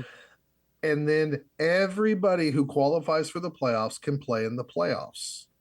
The only thing that might concern you is I usually most of the time I build it on like a 16-man bracket. Or in the case where we had 22 teams that year, I had to do it on a 32-man bracket, which means there was a few teams that had to basically have play-in rounds to get to that top 16, which makes sense, right? Because Yeah. even the college football playoffs are doing something similar with the 12-team playoff. So I take the standings of the year, and let's say there's 16 teams, one team doesn't want to play because life's busy, or they just know they're going to lose, so they don't want to play. That means the first round guy would have played the 16th round guy, but now there's a bye, right? So we start giving bye rounds, reward the top teams for the season. Oh, you won the league for the league. Mm-hmm. You were first in the league all season. Your reward is if somebody dropped, you're going to get a first round bye. I do seed it based off the standings. So if number 16 was in there, he would play number 1, just like a NCAA bracket. And there is always giant upsets in this format because one game of Blood Bowl, somebody's dice can crap out. This last season, I believe we had a few guys that, frankly, I think they should have played in the tournament at the end of the season for the championship. But one guy was like, I don't know if I want to play 2 games. And I'm like, well, I can't have you quit if you win the first round. Yeah. And he's like, yeah, it's not that important to me. Just drop me. And I was like, are you sure? Because your team is really good. And he's like, yeah, I just don't know if I feel like playing 2 games, And I was like, I totally get that. But again, it's not Magic the Gathering. You can't just give somebody a win after you won and move on. So he just said, drop me. That is how my Goblin team, that was in 5th place for the league all season, bumped up to get a bye round. I got a bye that very first round because I was number 5, and so did the 4th place team, obviously. And I played a team that beat me 3-0. And one of those upsets happened, and I beat him, Jeez. So then that allowed me to get in the Final 4. Yeah. And we do a first place game and we do a 3rd place game. I tried to make the Final 4 special. We've been fortunate since we started this to have gold dice for the first place team, silver dice for the second place team, and bronze dice for the 3rd place team. It's just league dice, but with different colors to give something away. To me, while Blood Bowl is like NFL, like a parody of the NFL, it's also a little bit World Cup-ish now that they have, since 3rd edition was like open leagues, right? Yeah. That was the big deal with 3rd edition.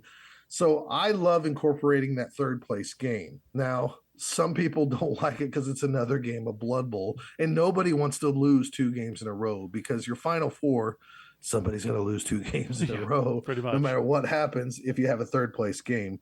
But I always incorporate that, and that's how we do the playoffs. So I reward the people for the regular season.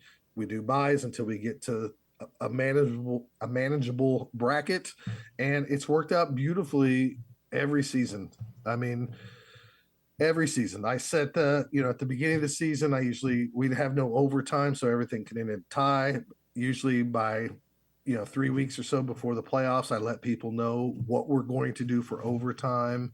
Like this year, we just did 1 overtime instead of 2. Yeah. Just to give everybody a heads up on stuff and to let them know, like, I don't require you to ever come to the store to play these games, but this is the playoffs is the one time I make everybody play in the store.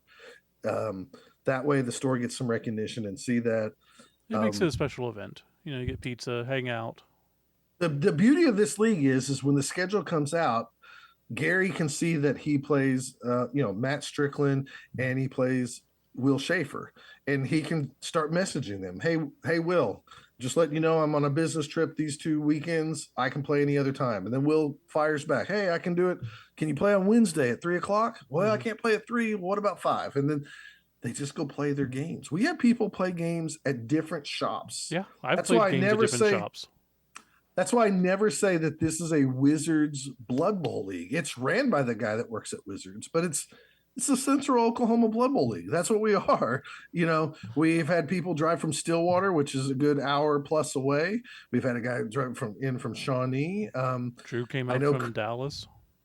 Well, yeah, Drew came in from Dallas. Dylan moved to Lubbock, but he loved the league so much he drove in and got enough games in to qualify for the playoffs for that. Wow. And Lubbock's farther than yes, Dallas. I yes, mean, it it's is. so this works. Funny enough, I thought about trying to convince the guys here to call their league the Colorado Blood Bowl League, simply so I'd have another cobble. I mean, you I could. could, but I decided not to. I think y'all have that cool Cobra thing or whatever that y'all do with Oh, that's patches. the tournament one, yeah. Oh, okay. It's cool. Um, this is in general. I don't think I'm forgetting anything. This is No, in general what I do for the league. It has really worked really well.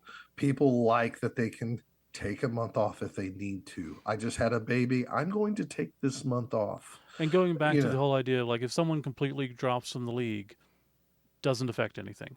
If someone jumps in at month 4, doesn't affect anything. So And the it's just a only matter of the adding it to tour play, right?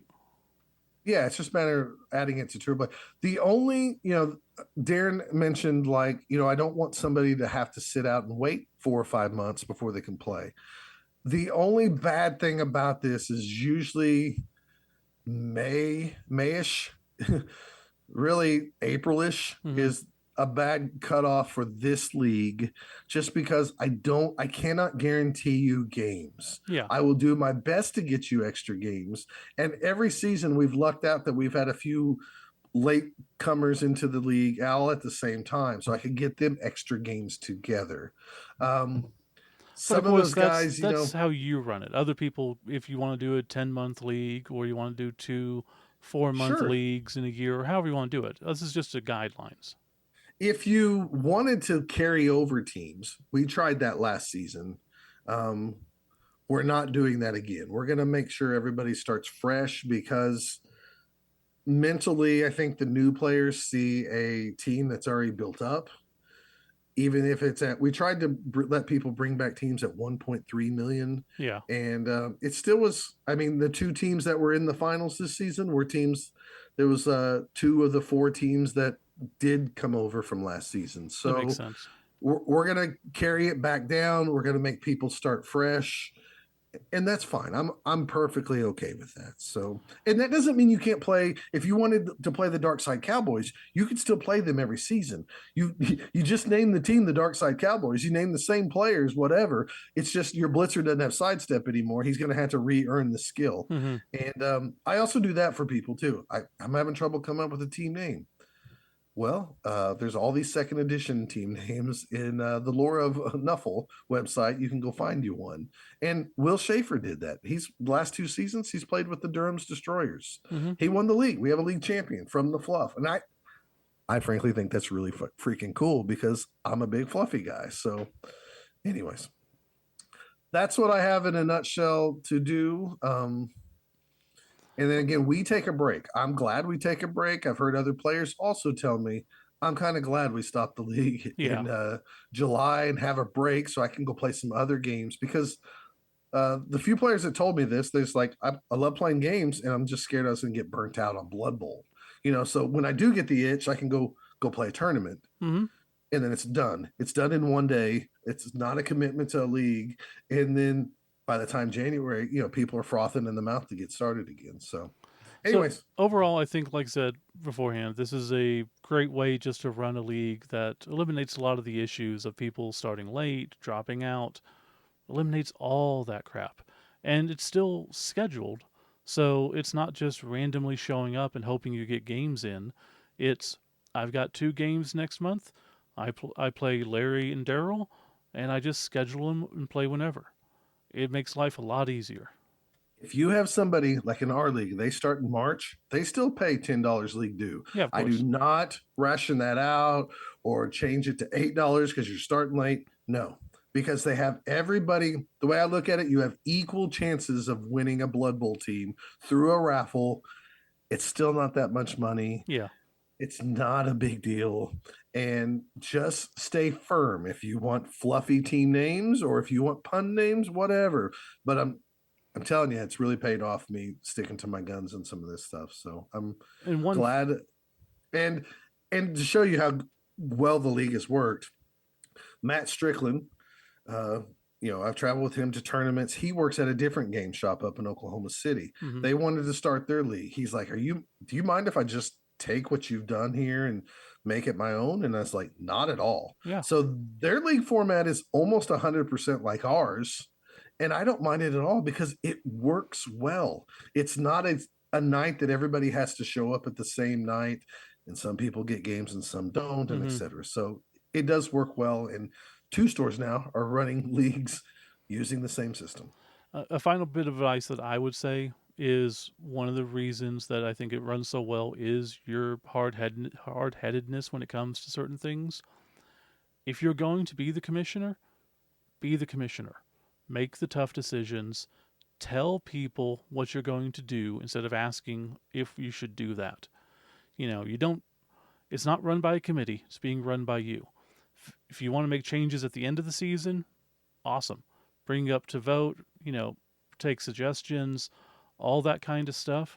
But during the season, whatever you say should go, and everyone should respect that. It makes life a lot easier where you're not second guessing yourself all the time. Every year I've appointed one person as my co-commissioner. They've never had to use the power to go in there and change stats or anything for league stuff. But if I'm going to make a decision about overtime and stuff, I run it by them, and they feel free to say whatever they want. I have the final say, but I'll definitely listen, and I have taken their suggestions.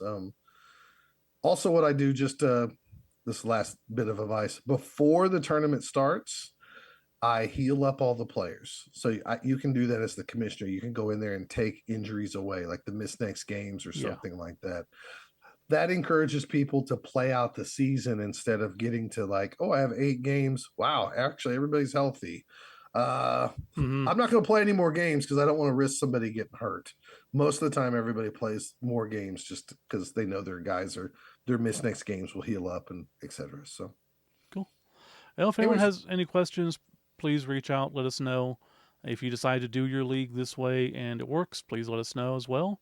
If it doesn't work, don't tell us. We don't want to hear that stuff. That's negativity. yeah, we only want to hear the good stuff. We don't. Anyways, Darren, thank you for the question. He thought it was cool that I would actually answer it on Of the course. podcast. I thought it was a great question to actually address on the podcast. I mean, I know we've talked probably about this before, but not everybody listens to every episode, so you No. might reach some new people. So, Absolutely.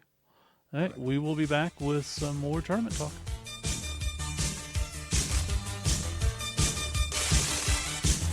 are you bringing us in for me? Oh, I thought you. I don't know.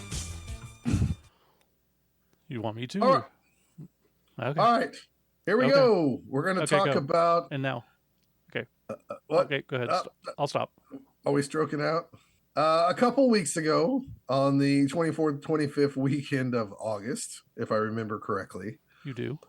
was quite a bunch of tournaments going on here in America. There was Zlurpee Bowl 13? Yep. 13. And this was a tournament that me and Steve were both going to try to make, but just Steve made. And I started looking at finances, and Chaos Cup became a bigger deal. And I also noticed that there was 2 tournaments on the calendar in Texas, down in Dallas, where I could stay for free with Mr. Drew Bucciccone of some other Blood Bowl, maybe macrame podcast or something. I don't know. Sounds right. Yeah, something like that. Macaroni art for Blood Bowl podcast. Anyways, it's not very good. Mr. Drew Bucciccone would put me up for the weekend, so I went the cheaper route and decided to go to 2 tournaments the weekend and just go down to Texas. So, first, the Trailblazer Open was the very first tournament that I went to. So where were these held? Oh, I'm sorry. No, you're fine. This was the actual event was called the Texas Open. If you were familiar around here, I know the people that ran the first Texas Open went into like the Blood Bowl groups locally and was like, hey guys, 6-round tournament's going to be fantastic. And I think they had 20 people. I could be wrong on that. On their first year, they ran one tournament, 6 rounds or 5 rounds or so. I think they changed it to 5 rounds because there was so few people. But anyways, they still had like 20 people the first time, which is good. It is a like gaming tournament weekend. There was, of course, 40K. There's fantasy battles going on. Lord of the Rings battle was going on. Horus Heresy was going on, which is 30K. I think there was another game being played, but I'm not 100% sure. There was no kill team. I know that for sure.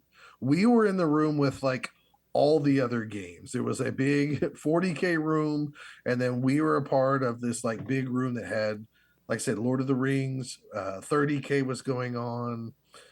Some other miniature game was going on. So again, where was this held? Oh, I'm sorry, Dallas, Texas. This was at the Hyatt. That was actually like you had to go through the airport gates to get to the Hyatt. It's like we had to. Everybody else had to pay for parking, but we got ours validated because we were a member that we paid the entry for the tournaments and stuff like that. There was a check-in the morning of that you had to go wait in line, check in, get your badge, get your dice, and all these things. We were in one of the little rooms that was in that bigger room that had all these other games being played in there. I think on the Boat Down Facebook page, I took some pictures of things and some armies. I don't know if I posted everything, but I tried to do what I could. There was some amazing scenery there. Of course, you're proud of your paint jobs until you see other people's amazing paint jobs, and then you just want to like burn your stuff and never paint again. And that's what I ran into. There was even a guy who had a Horus Heresy army. I guess he 3D printed a bunch of his tanks and rattlers and stuff. His 30K army was Cobra. And it looked amazing, but even his friends go, his army sucks. He'll be on the very last table, but he's just here to have fun and play Cobra. And I was like, okay, that's cool. So anyways, Saturday was a 4-round tournament. It was called the Trailblazer Open. It was a 1.15 build, and then there was tiers. I don't know why I chose to play Skaven, probably because I haven't played them since the newest edition of Blood Bowl appeared. I brought the Arconia Swarm, which is a Blood Bowl team I painted back when I was in high school. So it's old second edition models.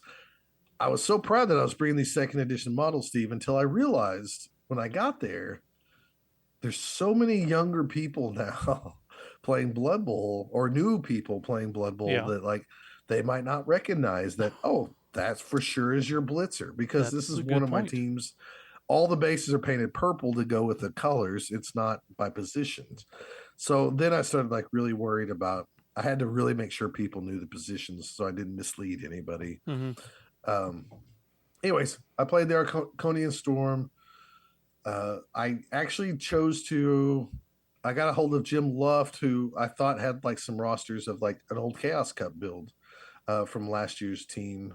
I can't remember the gentleman's name who won, but whoever won Chaos Cup last year, it's on the tip of my tongue. But anyways, whoever won last year, I played as close as I could to his team. I had to end up dropping he had one more gutter runner than me. I had to like downgrade it to a lineman instead of the fourth gutter runner. John Lackey, I believe was his name. That sounds right. But then I chose the skills he had on his team, and then we got a few more skills because of the tier system or whatever. So I added up a few more skills here and there. All I know is you Skaven coaches that are really, really good with Skaven. I don't know how you do it, because all day it felt like somebody would roll dice. 2 dice against your Skaven lineman. Push, push. Okay, I broke his armor, because that's how it felt. Yes, I know you don't go down from 2 pushes, but it felt like no matter any time they touched me or look at me, my armor was breaking left and right. And thank God,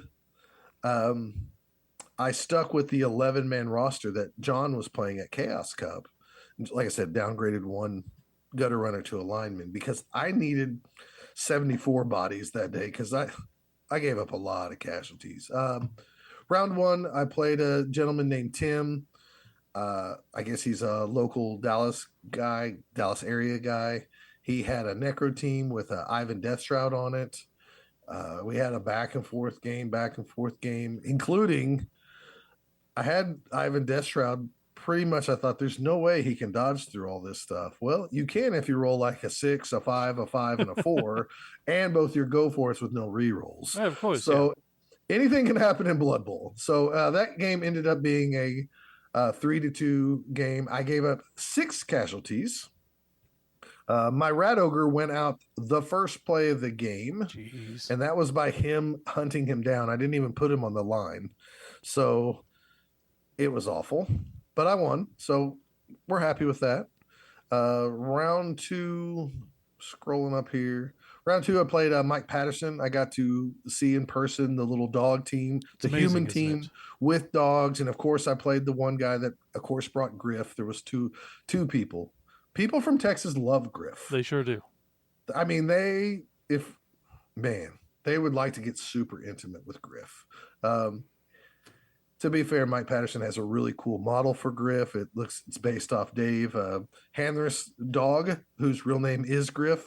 So it does look cool. He's holding these little wieners, like little sausages in his hand, like nunchucks or something like that. But cool painted team. Of course, I played Mike, and I can't do anything right, including fouling. I got Griff on the ground. I rolled 8 plus like 3, and then I rolled double ones for the injury. So I get called out. Next turn, I'm going to go foul him again because I have to because Griff is on the ground. Yeah. I roll double ones right off the bat. So that was wonderful. I then try to argue the call, and I lose my coach. So that's 2 attempts on Griff, 2 guys gone. Jeez.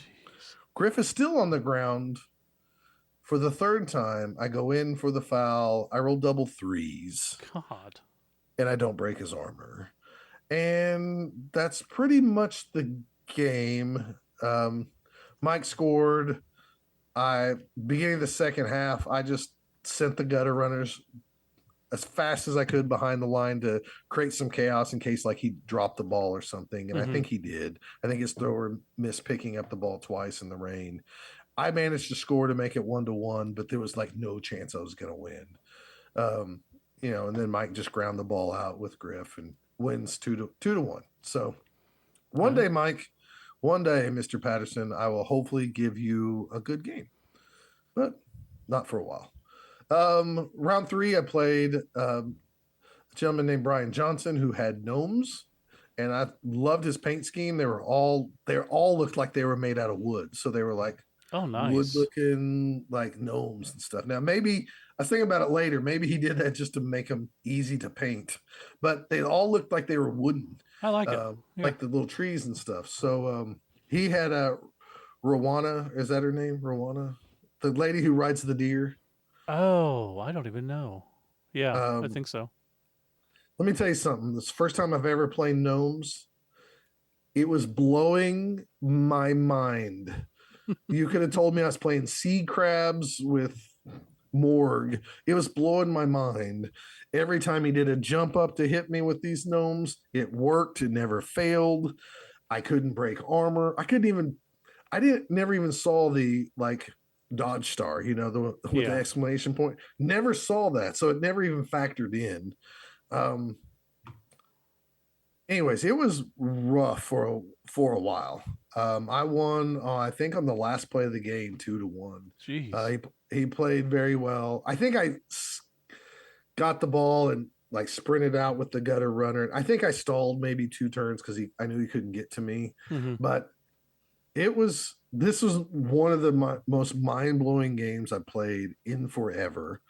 Just because like I didn't realize like Trickster. You say, I'm going to go hit this person. They move first, and then you check the dice. So it's really hard to get like a 3-die block against the Trickster piece.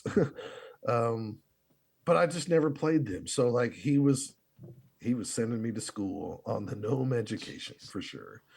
And again, I wasn't getting the hits like you think you would. So, and when I did, I didn't break armor. So it was pretty rough. Yeah. Anyways, 2-1. I'm 2-1 at this point. 1 round to go. To be honest, I was sick and tired of hearing a certain player yammering and hollering and being loud the whole tournament. I told Drew and those guys because I got to play against never played against the player, but I was playing next to the player, and I was just like, if y'all need somebody to drop, I'll drop. And they're like, are you sure? Because, you're 2-1. That's like, if nobody else volunteers and you need somebody to drop, I will. They did have a guy drop. It was his first tournament. He decided he had enough. And then they asked the crowd, and somebody else was like, I've had a tough day. I'm done too. So I ended up playing round 4. I played, trying to remember who I played. I played, I know who I played. I played Corey Avon, which I love playing Corey. Super nice guy.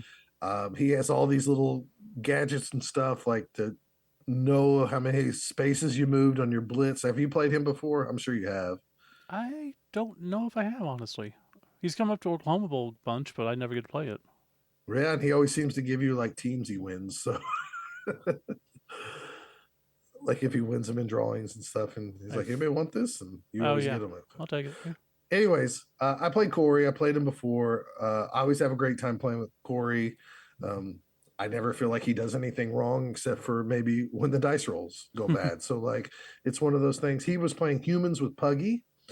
And I started off winning 1-0. And then he had a play where all he had to do was complete a quick pass to Puggy, and Puggy fumbled the ball, and that allowed a gutter runner to scoop up the ball and run towards the end zone. The rest was history. This was the longest game that my Rat Ogre played. He made it to the second turn of the second half. So I was proud that he made it that long. Every game before, my Rat Ogre didn't make it through the first half. He was, I think, hurt in the first play of the first game. Mike got him on the second turn of our game. The Gnomes got him, I think, maybe on turn 3. I shouldn't have took the Rat Ogre. I should have took somebody else because he was not good. He got one casualty all day, and it was against Corey. That's horrible. So it was pretty bad. I thought I might have a slight chance of trickling down to get that best offense award. I had 8 touchdowns, which is a lot for Scott. Yeah, and for 4 rounds, it's not bad. Well, Patterson, Dave Hanrath scored, I believe, 16 or 17 touchdowns. What the hell Mind is he playing? He also got, I think, shut out in 1 game, or I don't know, lost 2-1 or something. He got beat, and he still managed to get like 16 or 17 touchdowns. And I thought Jason Campbell and Drew was joking when they announced that, because somebody goes, how many you have? And they said like 16 or 17. Oh, I saw the stats. He really got 16 or 17 touchdowns. What was he playing? Wood Elves. That's still crazy. I mean, dude. Yeah. I told myself, you're going to score every chance you get with these Skaven, because that's how people win best offense awards and stuff like that.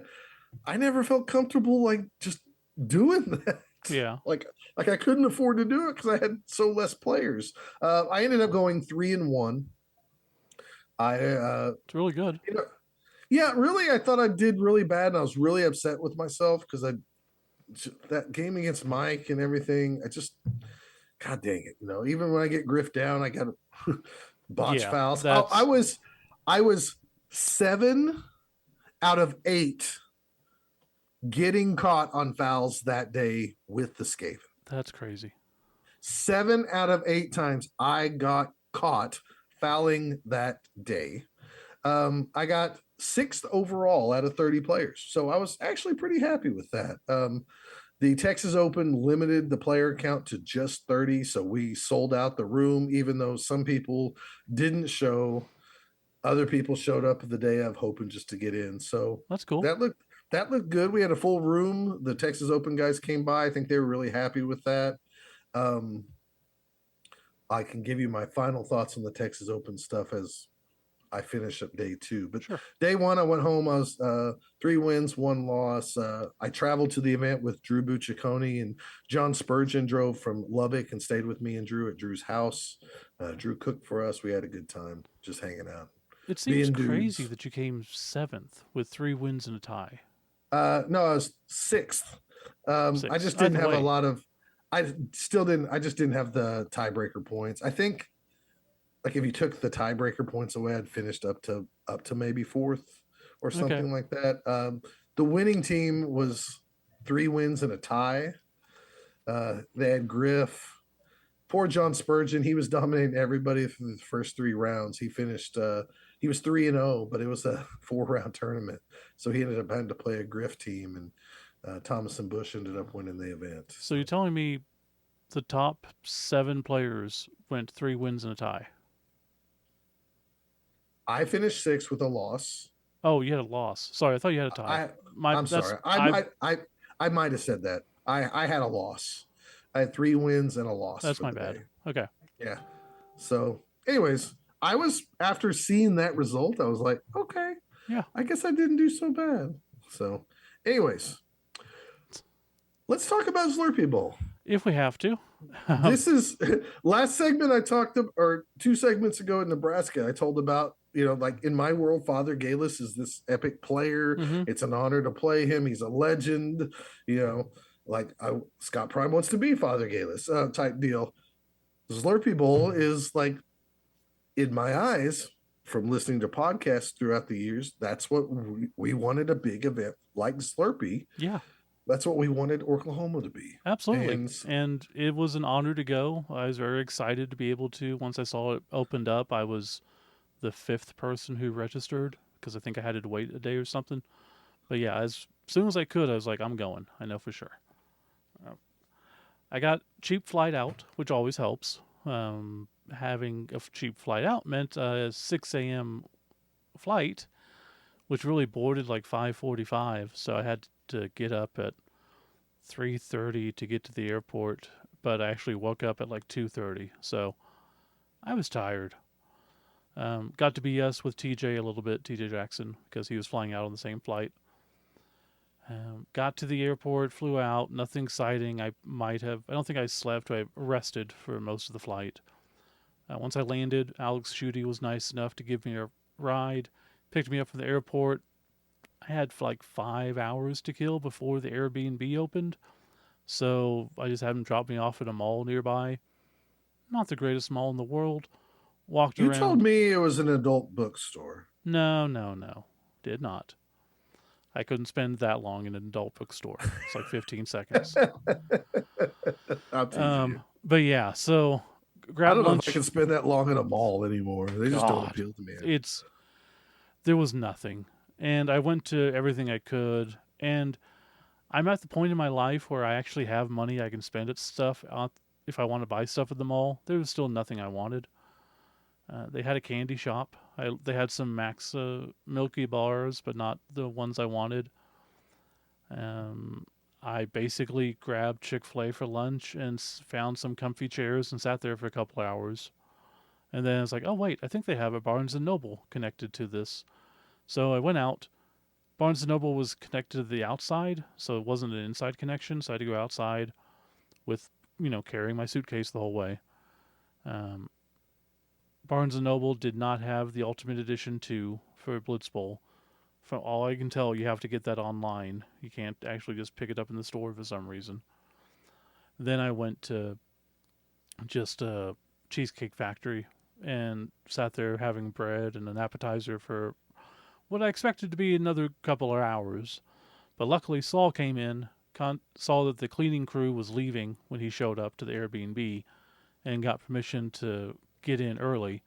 So I went over there, met up with him, exchanged pleasantries, scoped out the house to see what rooms we wanted. We had 10 people staying there. So wow, and you got to stay with Saul, another Blood Bowl legend. Mm-hmm. And so it was like him, Jeffro, Phil, Vanderby, Ken Bergen. How did you fit in with these guys? Those are all cool people. I was like the backup when they needed a 10th person. So okay. I wasn't their first choice, but that's fine, But I scoped out the house. They had a basement and it had a couch. Looked really comfortable, so I snagged that. And I was super tired, so I laid down, and the couch was not comfortable, but that's fine. Don't know how long I was out. And then Jeffro and Phil showed up, went upstairs. We ended up going over to Costco to get food for the weekend. Got some brats, got some steaks, got a crap ton of alcohol, and um, went back to the house and started cooking up dinner. We played a couple of games. We played Camel Up. We played some type of robo fighting game. I think there was another one, but I couldn't really remember. Again, super tired. Then just kind of went to bed early, ready for Zlurpee Bowl day one. Breakfast was just croissants and bacon, which I'm not going to complain about because that's awesome. My round one, I was excited. Well, actually, I should tell you what I'm playing. Took my Moreland Storm Ravens, my Pro Elves, 2 throwers, 2 blitzers, 2 catchers, whole bunch of linemen, 7 linemen, 2 rerolls, sure hands and leader on the throwers, dodge on both blitzers, wrestle and dodge on catchers. First round was against Extreme's brother Taylor. He hadn't played in a long time. He's playing his Skaven. He had Rat Ogre with guard, 3 block gutter runners, thrower had cannoneer, and a lineman had block, and he had 3 rerolls. Round one was perfect weather. He said what every round was, so we didn't have to roll. Started off with a timeout, so that kind of sucked. On my first turn, I got his Rat Ogre down and fouled with a 3+, was able to stun him. Picked up the ball, went to the side. Next turn, I'm knocking people down. I'm not getting any armor breaks. I fouled the Rat Ogre with a +2 this time, and it didn't break. His next turn, he dodges into 2 tackle zones for a 1 die on my ball carrier, and he gets a POW. The ball goes to my lineman. He ends up KOing my ball carrier and another lineman. So I'm starting to lose people, which is never a good deal. A couple turns later, I end up handing off to my catcher and running away. I used a lineman to foul one of his blitzers and casualtied him. Got called out. But you get a prize for getting called out. So I got a gift card. So I was happy with that. Ooh. And I figure if I can't win the tournament, at least I can win something for fouling and getting caught, because I'm also really good at that. See, next turn, he KOs 2 more of my people. He gets a 1 die on my ball carrier again and POWs him again. I pick up the ball. I try to protect as best I can. He has no rerolls. He ends up dodging away with his Rat Ogre to hit my ball carrier and gets a POW. Again, blitzers. You have to have a POW to take him down. He does. He ends up grabbing a ball with the gutter runner. My last turn, before he scores, I got a hit on the ball carrier on the sideline. I got a push and a skull. Wasn't really going to do anything. I could push him back, but he could just blitz me and hit me and everything. So I tried to re-roll because I have 2 dice. I re-rolled into a skull and both down, which is not good with my dodge catcher. So I just go down. He ends up walking in and scoring. Second half, I get a high kick. I grab the ball. On my turn 3, I'm about 2 away from the end zone. I could have gone for it for the touchdown, but I tried to just protect and stall because he's Skaven and he's just going to win if I don't. He ends up knocking me down. Lots of back and forth for a few turns. I do end up scoring on turn 6. I kick the ball, and of course it goes straight out of bounds. Gives it to a gutter runner. My first try to hit him, I get double skulls. Next turn, I try to do some crazy dodges. I get most of them. I fail that final dodge to the hit, and he just walks in 2-1 him, 1-on-1 on casualties because the fouls count. Round 2, it's pouring rain.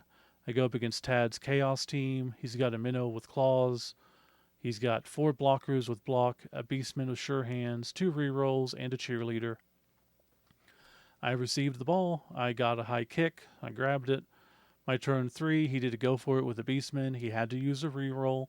He got a POW and ends up casualtying my catcher. So not great.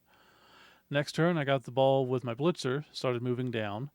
I fouled a beast guy just to stun him to make sure that he couldn't get up and hit me. And this is when I started blowing his mind because I started jumping over people. Because now that they're down, you can actually, it's not a bad strategy with elves because if they're down and I'm just using it as a pathway to give me a leap, it's a -1. Okay, let's do that. So I do that. I'm able to get some people in position to try to protect me. Doesn't really work too great. His turn, he had to go for it 3 times in order to get an assist on and to hit the ball carrier. He got all of it. He got a push. He re-rolled into another push. He then ends up doing 2 more go for it's to put a guy in front of me. He's not failing any of his go for it's. Was able to get clear, but I had to use my last re-roll and ended up scoring on my turn 4. Kicked the ball to him. He ends up just protecting it and walking down. On his turn 7, I got up to him. And I go to hit and double skulls. I end up casualting myself with the leader. He ends up scoring on his turn 7. I set up for my turn 8, and we get a timeout. There's no exception for turn 8. And I about flip my lid because I'm not getting anything I need. Every single time I try to get like that one important go for it, that one important dodge, I'm failing every single time. So it's a custom chart where yeah, the timeout happens no matter what? yeah. He's got a custom chart, which I should have paid more attention to because cheerleaders and coaches mattered for losing rerolls, and that comes into play later. But yeah, I didn't get my turn 8, so I didn't even get chances to try to hurt anybody, and it just pissed me off. But is what it is. Second half, got a 12, ends up stunning 2 of my guys, and none of his get stunned. He gets a ball. On my turn, I use a lineman to blitz his ball carrier. I got it both down, went ahead and took it because who cares? It's a lineman.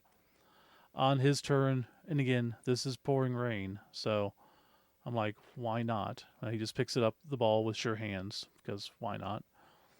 My turn, I casually a beastman, then blitz the ball carrier. I got it both down. Went to go ahead and re-rolled it and got a skull. He moves up. Then I have to go for it 2 times. I do hit his ball carrier with the blitzer and take the both down because I have blocked this time. I do casually his sure hands guy. I pick up the ball in 2 tackle zones, then fail to go for it to get out of contact. On his turn, the minnows skulls and both downs, but he re-rolls and gets it into 2 skulls. So I thought, oh, hey, maybe I have a chance. Can't do much. Then on his next turn, he fails to pick up with his blocker, but the ball goes out of bounds and goes back towards his end zone. So I'm really thinking like I have a chance to, get this. I'm already not doing too bad. I put my catcher by the ball, but the first block I do after that is both down, ends my turn. He pushes the catcher off the ball, then fails his pickup. I screwed up a blitz, didn't get it positioned like I wanted. I had to go for it, then failed my pickup with one of my catchers. He ends up KOing that catcher, and then the game ends on a failed blitz with a skull. Second half was just horrible. It was a 1-1 tie, so I have that going for me. 2-2 casualties. It was just very frustrating because I had chances. I just couldn't, get it through when I need to. Whenever I need the right die, just not getting it. Right. Do end up going to Jimmy John's, and because we need something. Did you get a ham sandwich? I got like a ham-on sandwich. That's no, I got the tradition. Slim 5, whatever it is. I think it has ham on it. But honestly, like we just needed something fast because we didn't know how long we had. That was the best Jimmy John's I've ever had in my life. The bread was fresh. The drink was amazing. I was very happy after that. And I looked at my little phone app because we're using the tabletop Blood Bowl manager, and I see I'm playing Phil. I'm like, oh, sweet. I like Phil. And he's playing ogres. He has, who's the woman that, Carla. He has Carla. Carla Von Kiel. Yeah, which I'm like, okay, he's got a star, but it's a good matchup for me. And I go to my table, I bring all my stuff there, and then I hear Johnny go, "Oh, me and Kilowoggy." I was like, "What?" I'm playing Phil. He goes, "Nope, things changed. Had to redo stuff, and now you're playing me." It's like, okay, I mean, cool. I get to play Johnny. What team are you playing? Chaos Dwarves. Yeah, that's not good. Yeah, and his bull centaurs have dodge. Essentially, Really? yeah, and he says that his bull centaurs didn't use dodge the whole tournament up until my game, and then every time I'm trying to hit him, I get a dodge pow onto the bull centaurs, Of and course. it's just I wrote this whole thing out. I'm not even going to bother because I end up we had sweltering heat. Um, I did stun a bull centaur, got a whole bunch of bushes, blah blah blah blah blah. Just at some point, I wrote down just giant fuck everything on my sheet what I'm keeping track of. I tried to get a dodge away to get an assist to hit one of his ball carriers, and I fail. Just everything's failing. Second half, I lose immediately a reroll to the kickoff table. Um, I get lots of pushes on him, but I'm just not doing anything. I can't do anything, and just it's just not working. And I'm not going to waste the time. I end up losing 2-1. He has 4 casualties to my 0. I had 2 people left on the pitch on my turn 8. So, Wow. and I held him off until the very last turn of the second half when he got his second score. So, 2-1. I was like, God damn it. See, I would love for you to like post your scores actually on Facebook. That'd be great. But No, that's you do you. people should, listen to the podcast if they want to find out how things go. Okay. So round 4, I'm not feeling it. It's a long day, not having a whole lot of fun. And nothing against Johnny. Had a great time. Johnny's a great guy. Tad's, they're all great people. I'm having fun at the event. It's just frustrating, especially since I'm elves and they're just not elving at all. I can't After even get playing a dodges. bunch of rounds of bunch of tournaments of 3 rounds, 4 seems super long Yeah. once you get used to the 3 rounds. This one didn't bother me too much, I don't think. I was playing. I was tired in my 4-round game, Yeah. so that's where it's coming from. I was going up against Ken Bergen. He was one of the other 2 Elf Union teams that were there. He had Okay. 3 rerolls, 4 catchers, 2 with dodge, leader on his thrower, dodge on his blitzers, and a lineman had kick. He had 12 people to my 13. The weather was a blizzard, but our first kickoff immediately changed to good, so it didn't really matter. I was already annoyed at this day, and I noticed I had a man advantage on him, and I got caught fouling in the last game and got another prize, so I got a figure. I'm like, I'm going to just keep fouling because I'm out of running for anything. At least I can get something for fouling people. But that kind of changed my strategy for this one. This was an interesting game. I take down his lineman because I received, and I started fouling. And my first foul, I KO a guy. I'm like, okay, so I got the advantage. I set up a little trap on my right side because I put my ball carrier with my thrower like just far enough away that his blitzer can come down and hit me, but only his blitzer, like nobody else. And I've got all my line people over on the line, and they've knocked down people or casualty people, so it's like a gang of 5 just hanging out by themselves.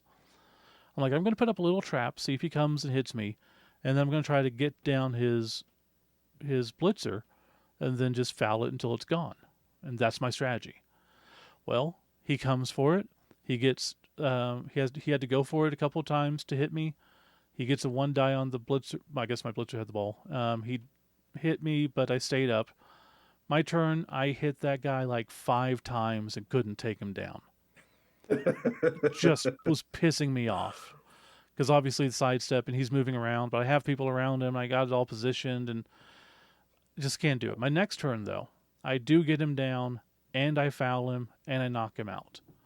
The next turn after that, I take my gang of 5 and I go after one of his catchers and I end up casualtying him. So my strategy is weird because it's basically just foul the crap out of him and use my man advantage until I start losing people. Because I didn't even care about scoring. Like, I'm just going to get people down, and then once he's down, then I'll worry about scoring. And I was having fun, so that's really all that mattered. Protected the ball, fouled when I could. And then the next turn, I got caught. I was like, okay, well, I should probably stop fouling at this point. Then his next turn, he casualties a lineman. It's like, oh crap, now my advantage is not good at all. So I started trying to avoid doing anything too fancy because I failed everything else in this tournament. I even got new block dice because they were pissing me off. Decided to dodge with my thrower, just a handoff. Just had to do a dodge. Got a 1, reroll, got a 1, ended up casualtying myself. Then on his turn, he casualtied a lineman. My next turn, I fail another damn dodge, and on turn 8, he casualties my thrower that had leader. I'm losing people left and right. That's not my strategy. And on second half, I lose a reroll immediately because of the kickoff table. I'm down to 7 people. I tried to put pressure on him as much as I could. He does luckily do a wildly inaccurate pass, and it goes 3 away from his end zone. And I had people over there, so all I had to do was pick it up and walk in.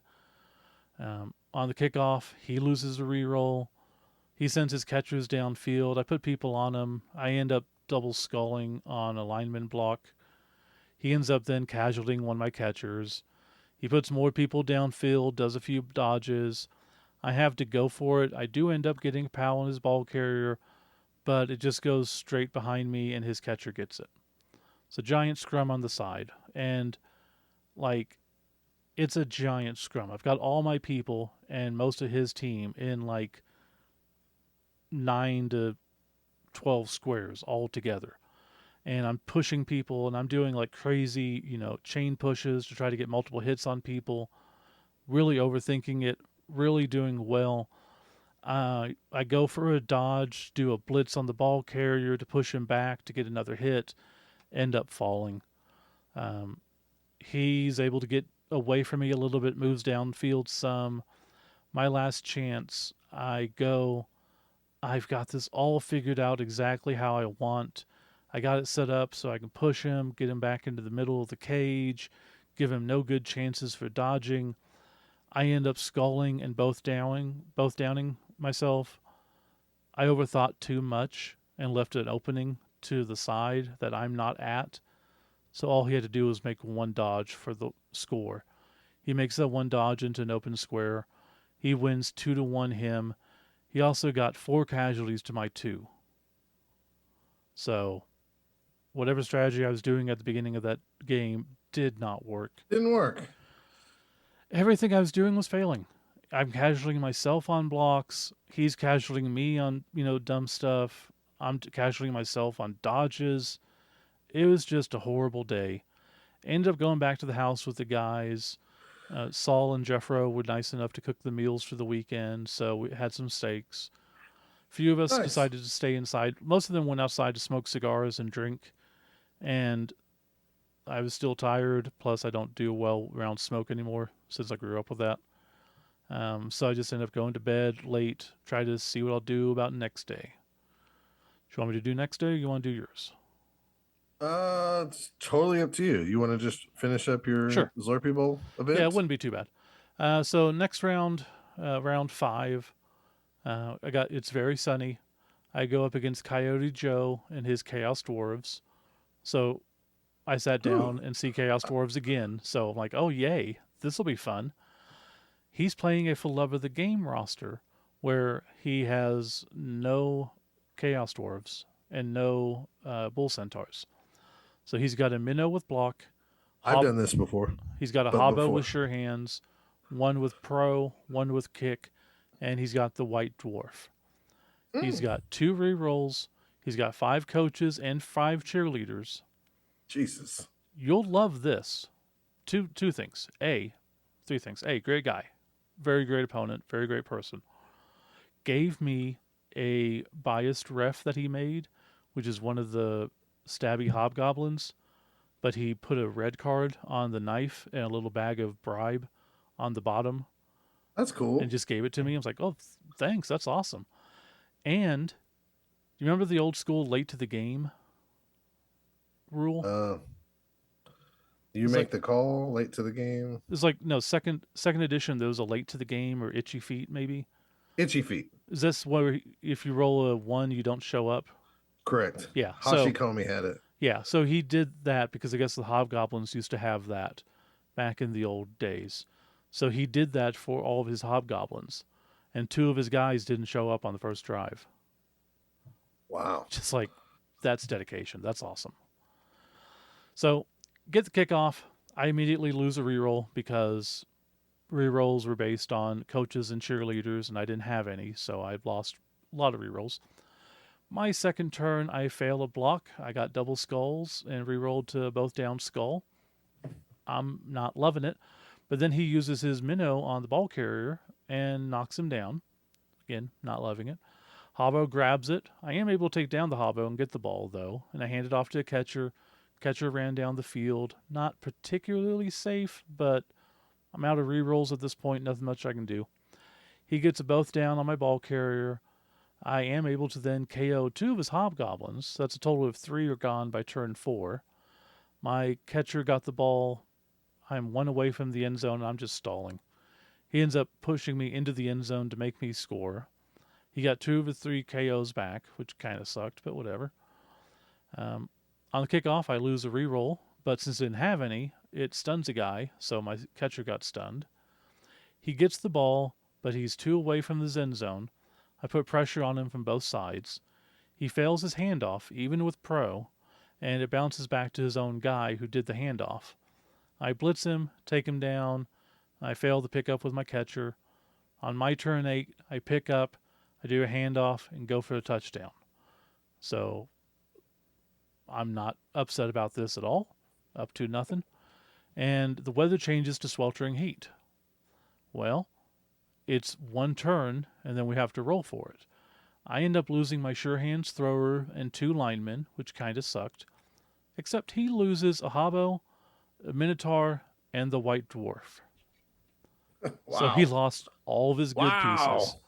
And he goes, that's the second time that's happened in this tournament. I was like, oh man. Like, I feel sorry for you. Second turn, I lose a reroll again. His first turn, first thing he does, double skulls on his first block and doesn't reroll it. I end up moving up, putting blitzes on his hobbos. I'm just putting people around everywhere, cutting him off from the ball. He does end up casualing a lineman. He uses both of his rerolls and ends up failing a pass. I pick up the ball, protect the ball carrier, do that for a few turns, surf one of his guys. I almost got 2 of his guys surfed, but just didn't line up exactly how I wanted. End up getting another touchdown on turn 6.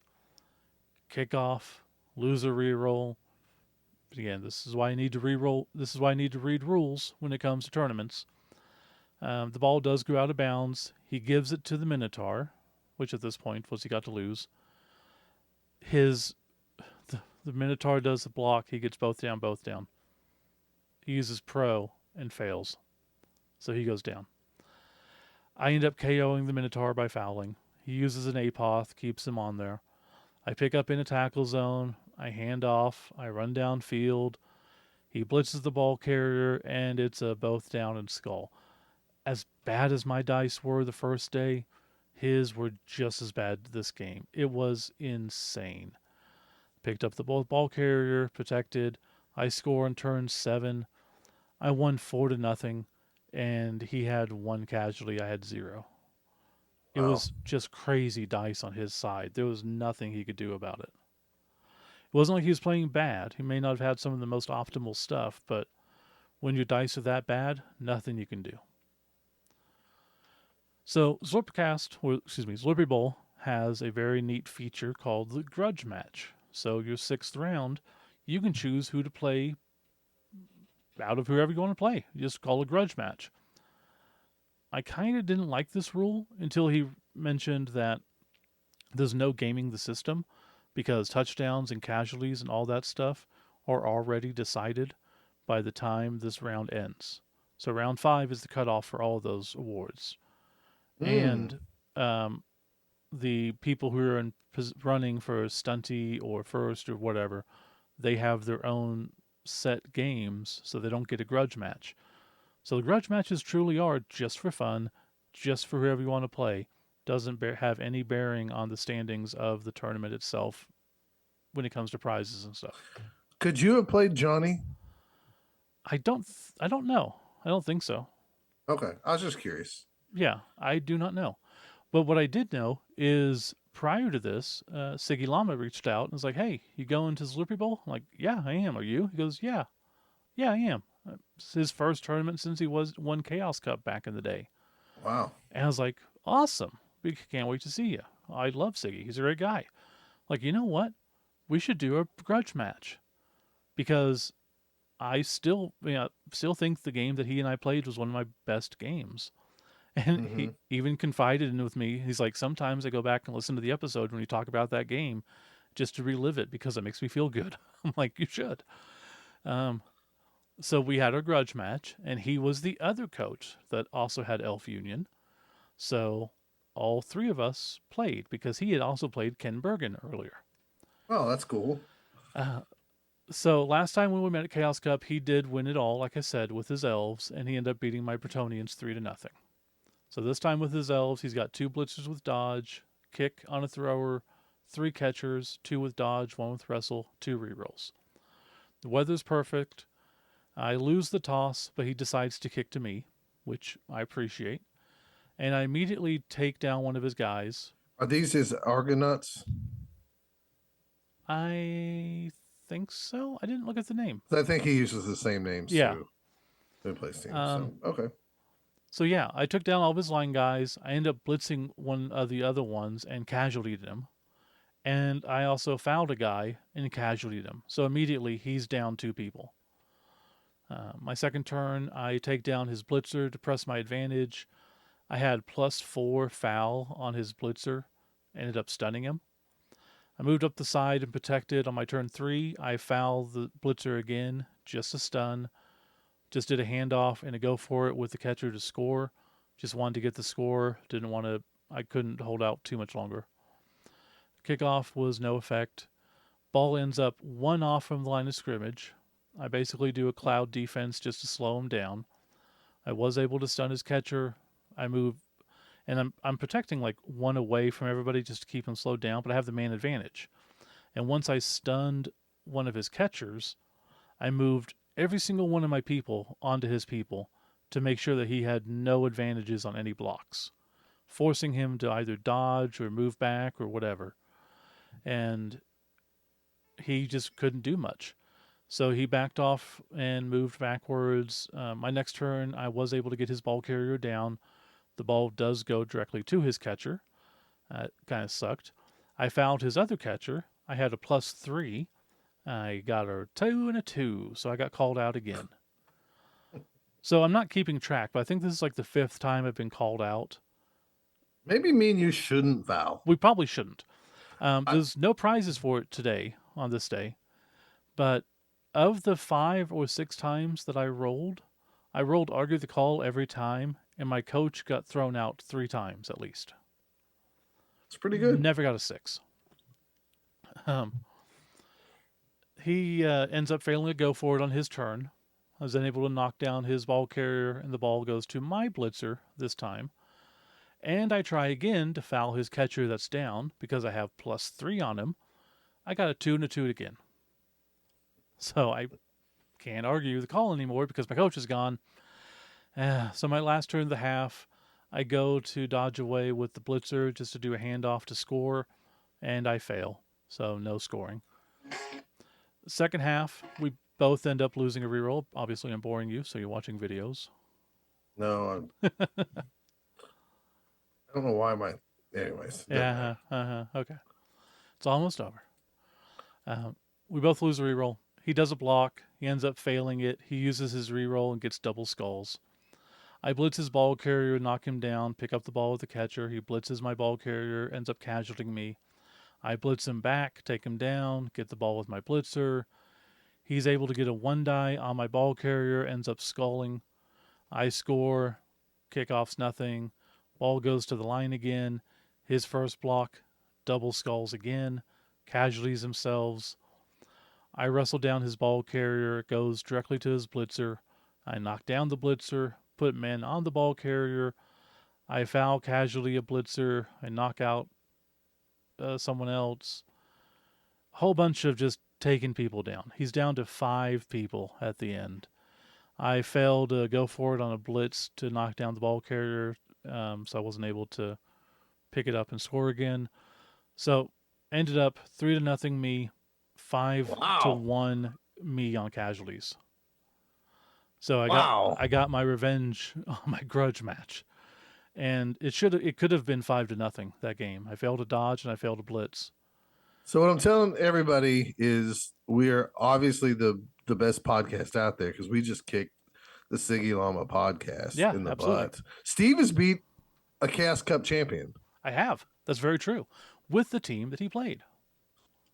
I mean, that I'll by take it. some weird mathematical Transitive property. principle, Yeah.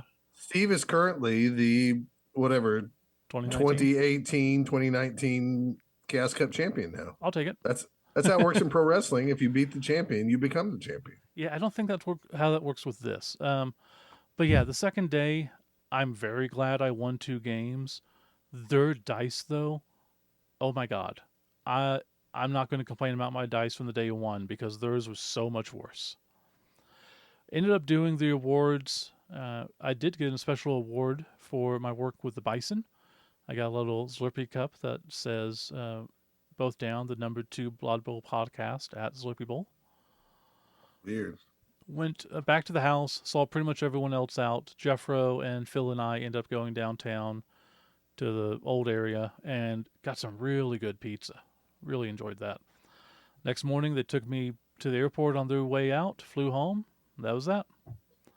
It was a great weekend. Brian did a great job with everything. I already filled out my feedback. My feedback was very clear. Give an exception to turn 8 for. I'm all for losing rerolls and losing turns because that speeds up games. Not on turn 8. That pissed me off so much. Yeah, that one's rough. But it was a great day. Ended up talking to a ton of people. Really just enjoyed it. 2 wins, 1 tie, and 3 losses. Yep. Well, not good. I mean, at least your second day was good. I mean, that's all I have going for me. Yes, the second day was a ton of fun. And you're Chaos Cup champion now. Sure, I'll take it. Anything else about your trip? No. Just flew back the next day and. Yeah, like I said, flew back. There was really nothing too exciting. If we always talk about how these events are a reason to get together and hang out, take that extra step if you can. Get an Airbnb with 10 of us guys hanging out there. It was just a blast, sitting around, chatting with people, getting to know people better. Saul, who, I got to hang out with more, and he runs Underworld Cup. He won Zlurpee Bowl back to back. So. Oh, no, he's a great player. Yeah, he is. That's it for me. So, all right, your second tournament. My Sunday event was not. It was a day 2, but a new event. Yeah. And this was called the Deuces Wild Tournament. This had a 1.2 build, and also had like different tiers on points or something like that, if I remember correctly. It's a team event, so me and John were on a team. That's why we stayed over at Drew's and everything. So we bantered back and forth about like, what do we want to take? Do we want to take 2 stunty teams and try to like win a stunty cup or anything like that? Or he said, or you want to just I forgot what he said, but basically you want to be neckbeards and try to win this thing or something like that. And I said, sure, why not? Let's play with what we think is best for us. And John decided on Lizardmen, and I decided on Orcs. My Orc team was I played the Green Destroyers, which I have 2 kind of Orc teams, like the Oklahoma Ginger Badgers, where I play with just Orcs, and then when I add a bunch of Goblins to it, I play with the Green Destroyers, which is based off the old Dungeon Bowl team that was Orcs, Trolls, and Goblins. Mm-hmm. Last time I played Orcs with Goblins, I've won a tournament, and I kind of like that style of having some Goblins for mobility and stuff like that. Now, yeah, they are weaker and targets for most tackles and stuff, but anyway, so we had Lizards and Orcs. There was, I believe, 14 teams at this event. I'm not 100% sure. It wasn't quite as sold out because, again, like I said, some people dropped and all that stuff. I know the guys from Lawton, one of them got COVID, so they didn't even travel down, which was a team and stuff. But there was even a gentleman, I believe, from Spain who was over here for a business trip down in Houston. He drove up for this day to play. He got hooked up with a partner so he could play. So that was kind of cool. This was a tournament where once you were paired up against somebody, you played a game of poker. And really, you didn't, the cards were dealt to you, and just whoever had the best hand got to pick the matchups. Round one, we played against the team of Thomas and Bush and Jake Cottrell from Lubbock. So people from John's backyard. They were a team. I can't remember what their team name was called, like the Lubbock Connection or something like that. I don't remember. Mega Powers or something like that. They had Hulk Hogan shirts and Macho Man Randy Savage shirts on or something like that. So anyways, they had a team of Undead, and Jake had that was for Thomason, and Jake had Lizards. I think they won the matchups, and they did not want to do Lizards on Lizards. So it was Orcs versus Lizards. Me and Jake Cottrell played each other, and then John played the Undead team against Thomas and Bush. I know John was playing in a bunch of heat, and so like he constantly, I thought he was losing the whole time. Yeah. Because he just didn't have players on the pitch, and he ended up winning 3-1. I had amazing luck. Jake, not so great luck, and the injuries were rolling for my Orcs. I ended up winning 2-0, so we won round one. So I was really happy about that. And how they did this is like you got 2 points for a win, and it wasn't based off just teams. So like me and John collected 4 points in this matchup because we both won. Oh, okay. Round two, we played against Corey Avon, and it was Adam. I can't pronounce his last name. Adam K. He comes to a lot of Texas tournaments too. Good player. Adam had Wood Elves, and Corey Avon had Dark Elves. So it was a bunch of elves. I think they won the matchup, and they chose to go me, the Orcs, versus Corey's Dark Elves, and then John's Lizards versus Wood Elves.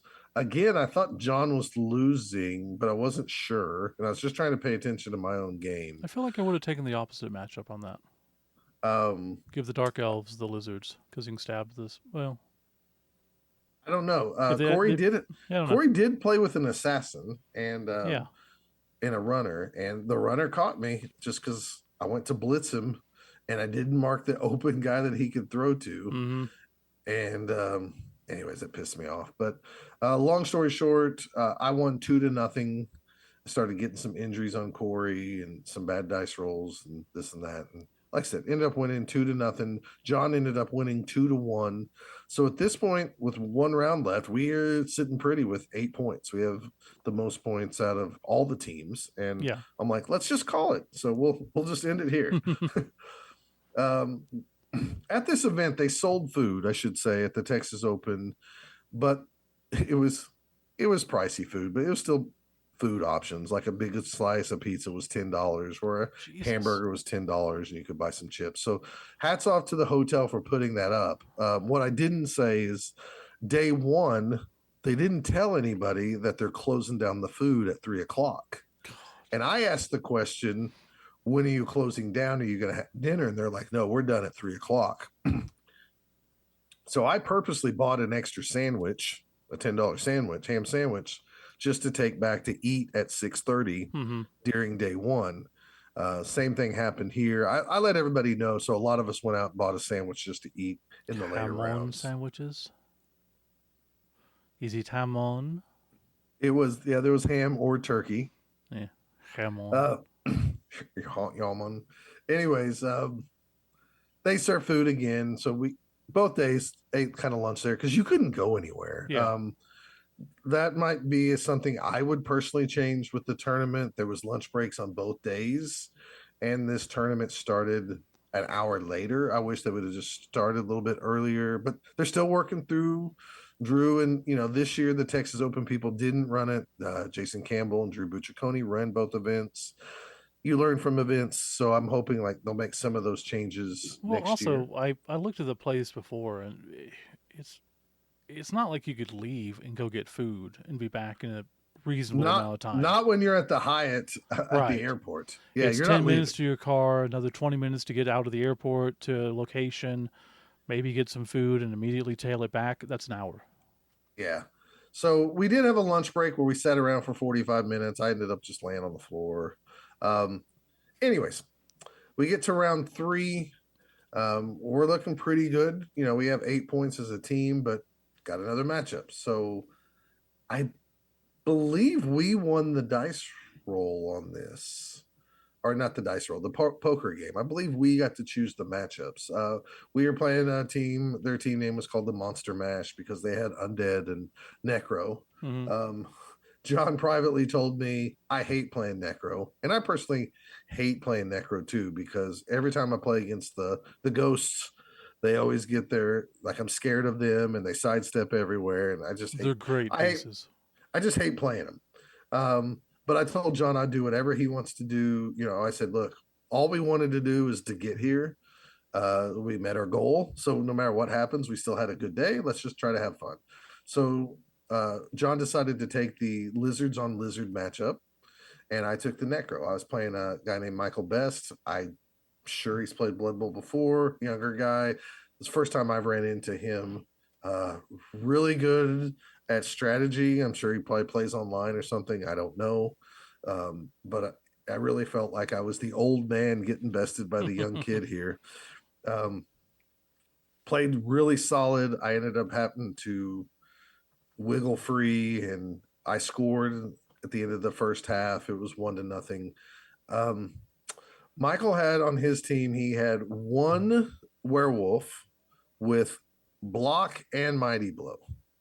And if I do these things, because I know what everybody says, like Mm-hmm. you just take a werewolf with mighty blow and the claws work all the time. And when I do that, it doesn't work. Well, when Michael did it, it always worked. His werewolf with claws was eating me up left and right. Second half happens, and we're a little bit behind. We're a slower paced game than what John and Kenny are playing. I'm gonna go over to their game. At one point, Kenny had a choice, like he could stall out this game and tie, or he could score and try to go for the win because he was starting to get numbers on John. John was getting beat up all day. Mm-hmm. And I was really praying in my head, I hope you go for the tie because maybe we could still eke this one out. Yeah. And he goes, at one point, I heard him say, you know what? I'm going to score now. I'm going to try to go for the win because we'll regret it if I don't try it. You know, like we're here to win. We're going to try to win this thing instead of just accept a tie. So he went ahead and scored. He faced off against John. I think it was like 6-on-10 or something, 7-on-10, something like that.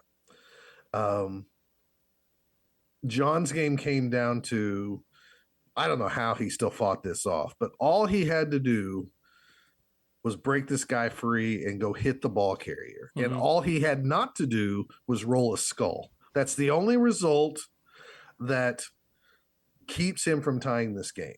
He does everything he needs to. He rolls the skull on the one dice because he just needed to push the guy back because he could still score with 2 go for it's.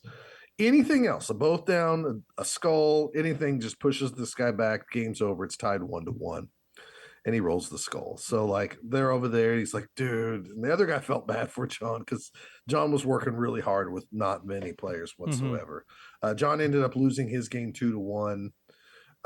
Michael had a choice too because he was starting to get me down on players like whether to push it himself and maybe give the ball back. And in some ways, I was hoping that he would score and try to push it because I had some goblins and I had a troll and I could maybe throw a 1-turn touchdown. There's always a chance. And Kenny ran over and said, "Dude, a tie wins this thing from what I can see. So just if you can solidify the tie, just take the tie."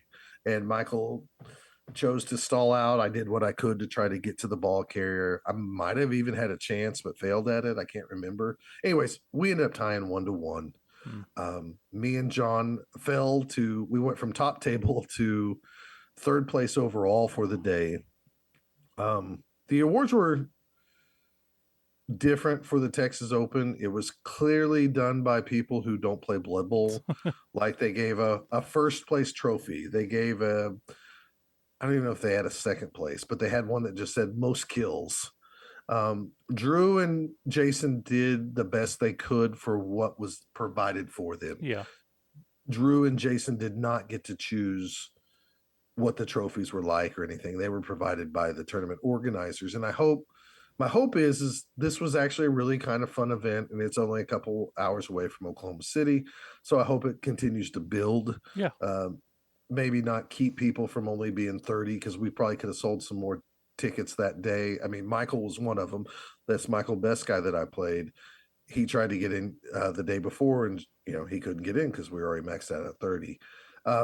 So the first place team, which was these guys, had to take place. They took place the Deuces Wild Championship, and they also gave out the most kills as the other award for the team, which I get it. The Texas Open had like paintbrushes and stuff like that. And I know Blood Bowl is different because we give away so many awards to continue to, best offense, best defense, so people stay and stick with the tournament. Mm-hmm. And like you said, you have goals. You're 0-3, but you're like, screw it, I can get the most casualties award still by kicking the crap out of people and stuff like that. So I'd like to see that improve from a Texas Open standpoint. But Drew, Jason ran the tournament very well. The only thing I will not agree with, and I think I even told Drew this too, because we were driving back. I do not, they had the rule of when time is called, dice are down. You finish that one action, then dice are down. I'm not a big fan of that. I'd like everybody having equal turns, but I get it. They were trying to stay on time, not have things hang over, et cetera, et cetera. Mm-hmm. So pretty proud of me and John. Even if we got third place overall, there was no award for that or anything, but third's pretty good for the week. The team event. We did our best, and we just came up a little short. I mean, for your weekend, you had what, 5 wins, 2 losses? No, 5 wins, 1 loss, and 1 tie. So I want to talk about that. This was a weird Blood Bowl tournament in general weekend. Jennifer did not travel with me. The World of Warcraft game expansion was coming out this weekend, the same weekend, mm-hmm. and she was looking forward to it. She took off work because she wants to play it on the opening weekend. And so when this event came up, well, first the Zlurpee Bowl stuff, she said, go for it because I'm going to be playing WoW all weekend. And then when I changed it to Dallas, I was like, you want to come with me? She's like, if you don't mind, I'm going to sit at home because you're going to be Blood Bowling anyways. Yeah. I'd rather be playing games. This is the first Blood Bowl tournament I traveled to alone. This is the first time I traveled on a road trip this far away, which is only Dallas, 2.5 hours alone. Because I don't like driving alone because I'm always scared I'll fall asleep. Right. It was weird and different and kind of just like when me and Jen moved apart and I got to learn to live alone. I got to do a road trip alone that I haven't had to do in like 25 years. Nice. or so. So even going down Friday, I went to some comic book stores by myself and found some really fun little comic deals. And the 2 comics I was looking for, I found them at like 3 different shops. I ate In-N-Out Burger by myself. I had a good time with that. After the tournament, me and Drew drove home. I got to meet his sister who was hanging out, and then I drove home. And I didn't get home till about 9:30, 10:30 because I took some extra breaks to make sure I stayed awake. I was kind of down on myself for a little bit because, again, I just want to be a good Blood Bowl player. And then I started thinking about it. You went 5 wins, 1 tie, 1 loss for the weekend. Yeah. Anybody else would have been really happy with that. Now, probably I was doing this because we got no hardware, right? Me or John as a team didn't get hardware. Sucks. I didn't get any hardware, anything like that. It wasn't no recognition. I took the standings for both days of Blood Bowl, because there's points, bonus points and everything. And I was just curious, like if this was a 2-day event and you added them up, where would I fit? Thomas and Bush had the best. He had 390 points for the weekend. He went 5 wins, 1 tie, and 1 loss. I was second with 389 points. Jeez. I was only one bonus point behind Thomason, right, with the same record: 5 wins, 1 tie, 1 loss. John for the weekend finished third with four wins. I think 2 losses and a tie, I believe. Probably 2 ties and a loss if he's second, or if he's third. maybe he was 5-2 because he lost the first game. Yeah, he went 5-2. I'm sorry, he went 5-2 for the weekend, which is really good too. Absolutely. So when I realized this, I started thinking like, oh, I had a really good Blood Bowl weekend. I should just shut the F up and enjoy my time. You obviously played pretty well. Your only loss was to Mike Patterson, who's a great player, and shut the fuck up, Scott. Pretty much, yes. After your last tournament win, Yeah. So out of the last 10 games, I went 8 wins, 1 loss, and 1 tie. I should just shut up and enjoy the moment and have a good time. So and me over here getting my ass beat at Zlurpee Bowl. Well, you shouldn't go to Zlurpee. No, apparently. Anyways, good overall weekend. I want to thank Drew for hosting me and John. It helps tremendously knowing people, and you know this too, like with staying with Austin, going to these events and just saving $150 instead of playing a hotel is life-changing. So yeah, it's huge. I really appreciate that. So anyways, good times. Wish we would have won that tournament, but anyways, it is what it is. And what else can I say besides maybe we should get to some shout outs. We can do that. We'll be right back.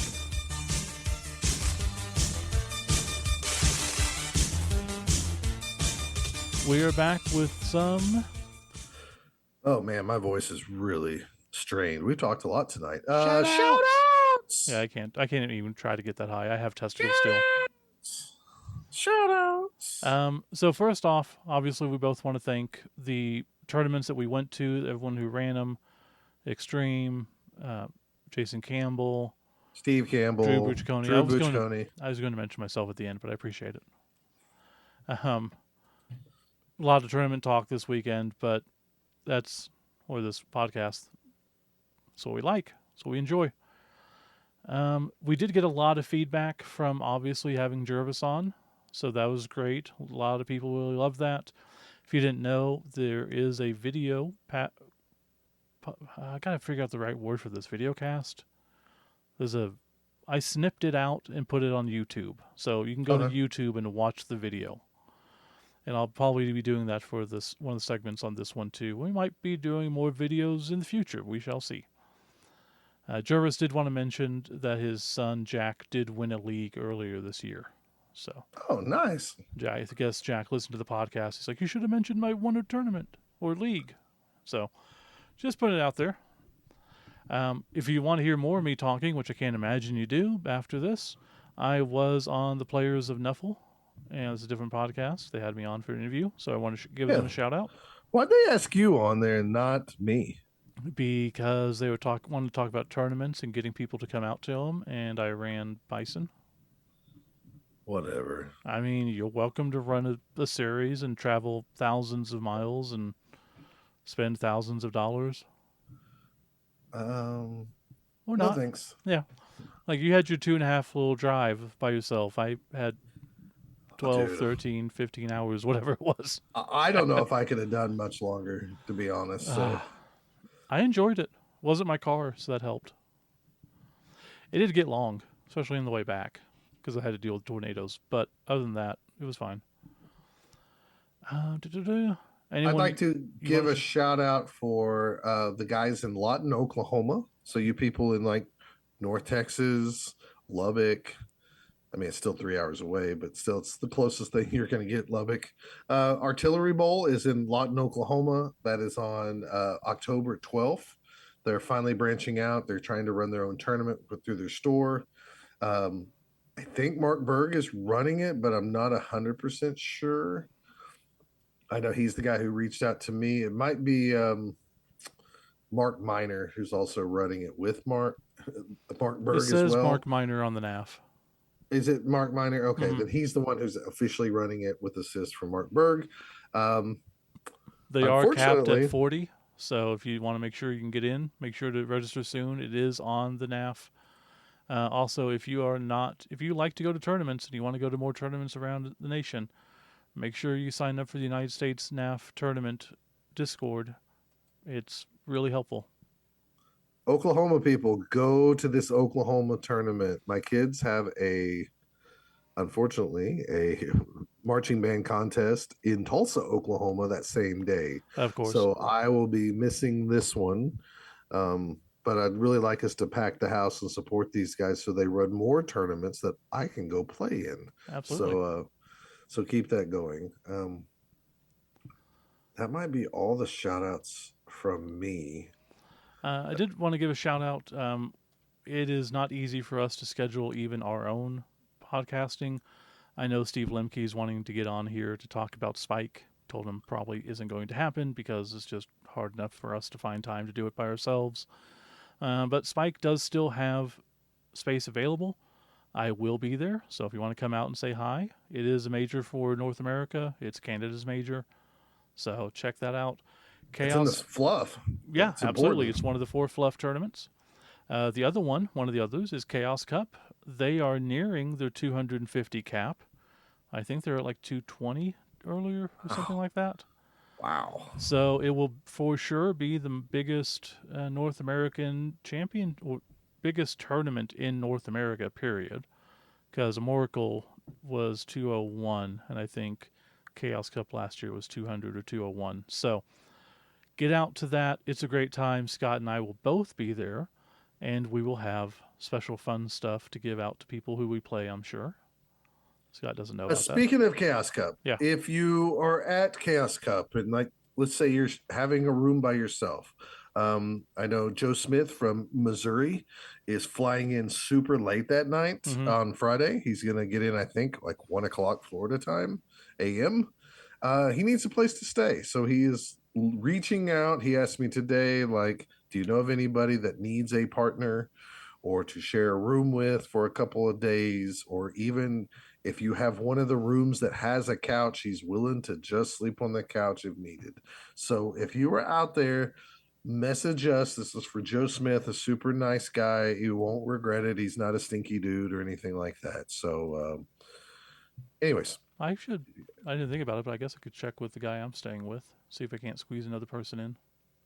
Well, you could share a bed with him. Yeah, could. Don't want to. I don't think the bedrooms with 2 beds, though, have a couch. That's kind of the thing. So double check that. Yeah, I couldn't tell you.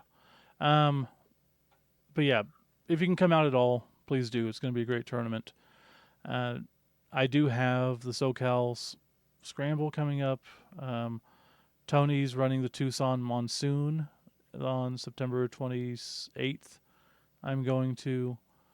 I got the New Mexico one coming up. I got a lot of tournaments coming up. Yeah, every couple weeks, Steve's at a tournament. Pretty much. It's a lot. And I am running if you're in America and you're at a tournament, you're probably going to see Steve. Hopefully, at one point. I am running the first tournament that I know of in New Mexico ever. So that will be November 2nd. If you're anywhere near there, please come on out. I think that is it. I think I'm doing Critter Bowl. Doing another one? 11 on December 7th, but I'm not 100% sure. I need to lock that in. That's on me. And you know what? I think I'm just going to set the limit of it's a 1.1 build and everybody gets $150 worth of skills, because I'm so tired of people whining about tiers and it's not fair that I can only take blocks so many times and optimize my team and Europe's better. The real way to play Blood Bowl, folks, by Jervis Johnson, is you just check if they're equal money wise on the table. 1 million goblins versus 1 million dwarves in Jervis's world is a fair game, even though I know it's a rock, scissors, paper, terrible matchup. You know what you do? You do random skills because it's random. You don't know what the baby's going to be. So therefore, you just the baby's already been born. So then you kind of know what it is. I hope. Yeah. At this point, they didn't tell everybody until the baby was almost born anyway. So anyways, smart. Okay.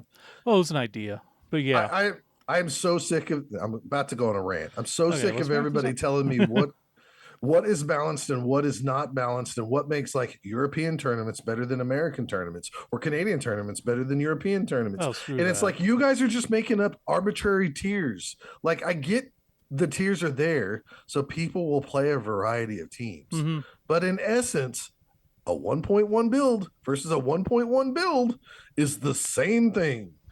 So, God, And makes me mad. If that's true, then the more you can front load onto the pitch at a time, the better value you have. So therefore, taking star players, because that's more value on the pitch at a time, and having less bench is the better way to go. Like, I'm just tired of people saying, like, oh, I get it. Yeah. The tier system's balanced. No, it's not. No. It's not. It's not. Anyways, that's it. Okay. Well, I think we have taken up enough of your time this month. I will guarantee you, be back before the end of this month. I think we got to talk about some. I don't know. No, I'm not saying we don't have. We don't know. Whatever. I'm not saying we're contractually bound to do a podcast about anything by the end of the month, but it is what it is. So, Okay. Yeah, we will see you shortly. The hooves have spoken. Okay, bye. We'll see you. Bye-bye. If you'd like to email Both Down, the email address is bothdownpodcasts@gmail.com. Or for more information, you can visit them at bothdown.com or at facebook.com/bothdown.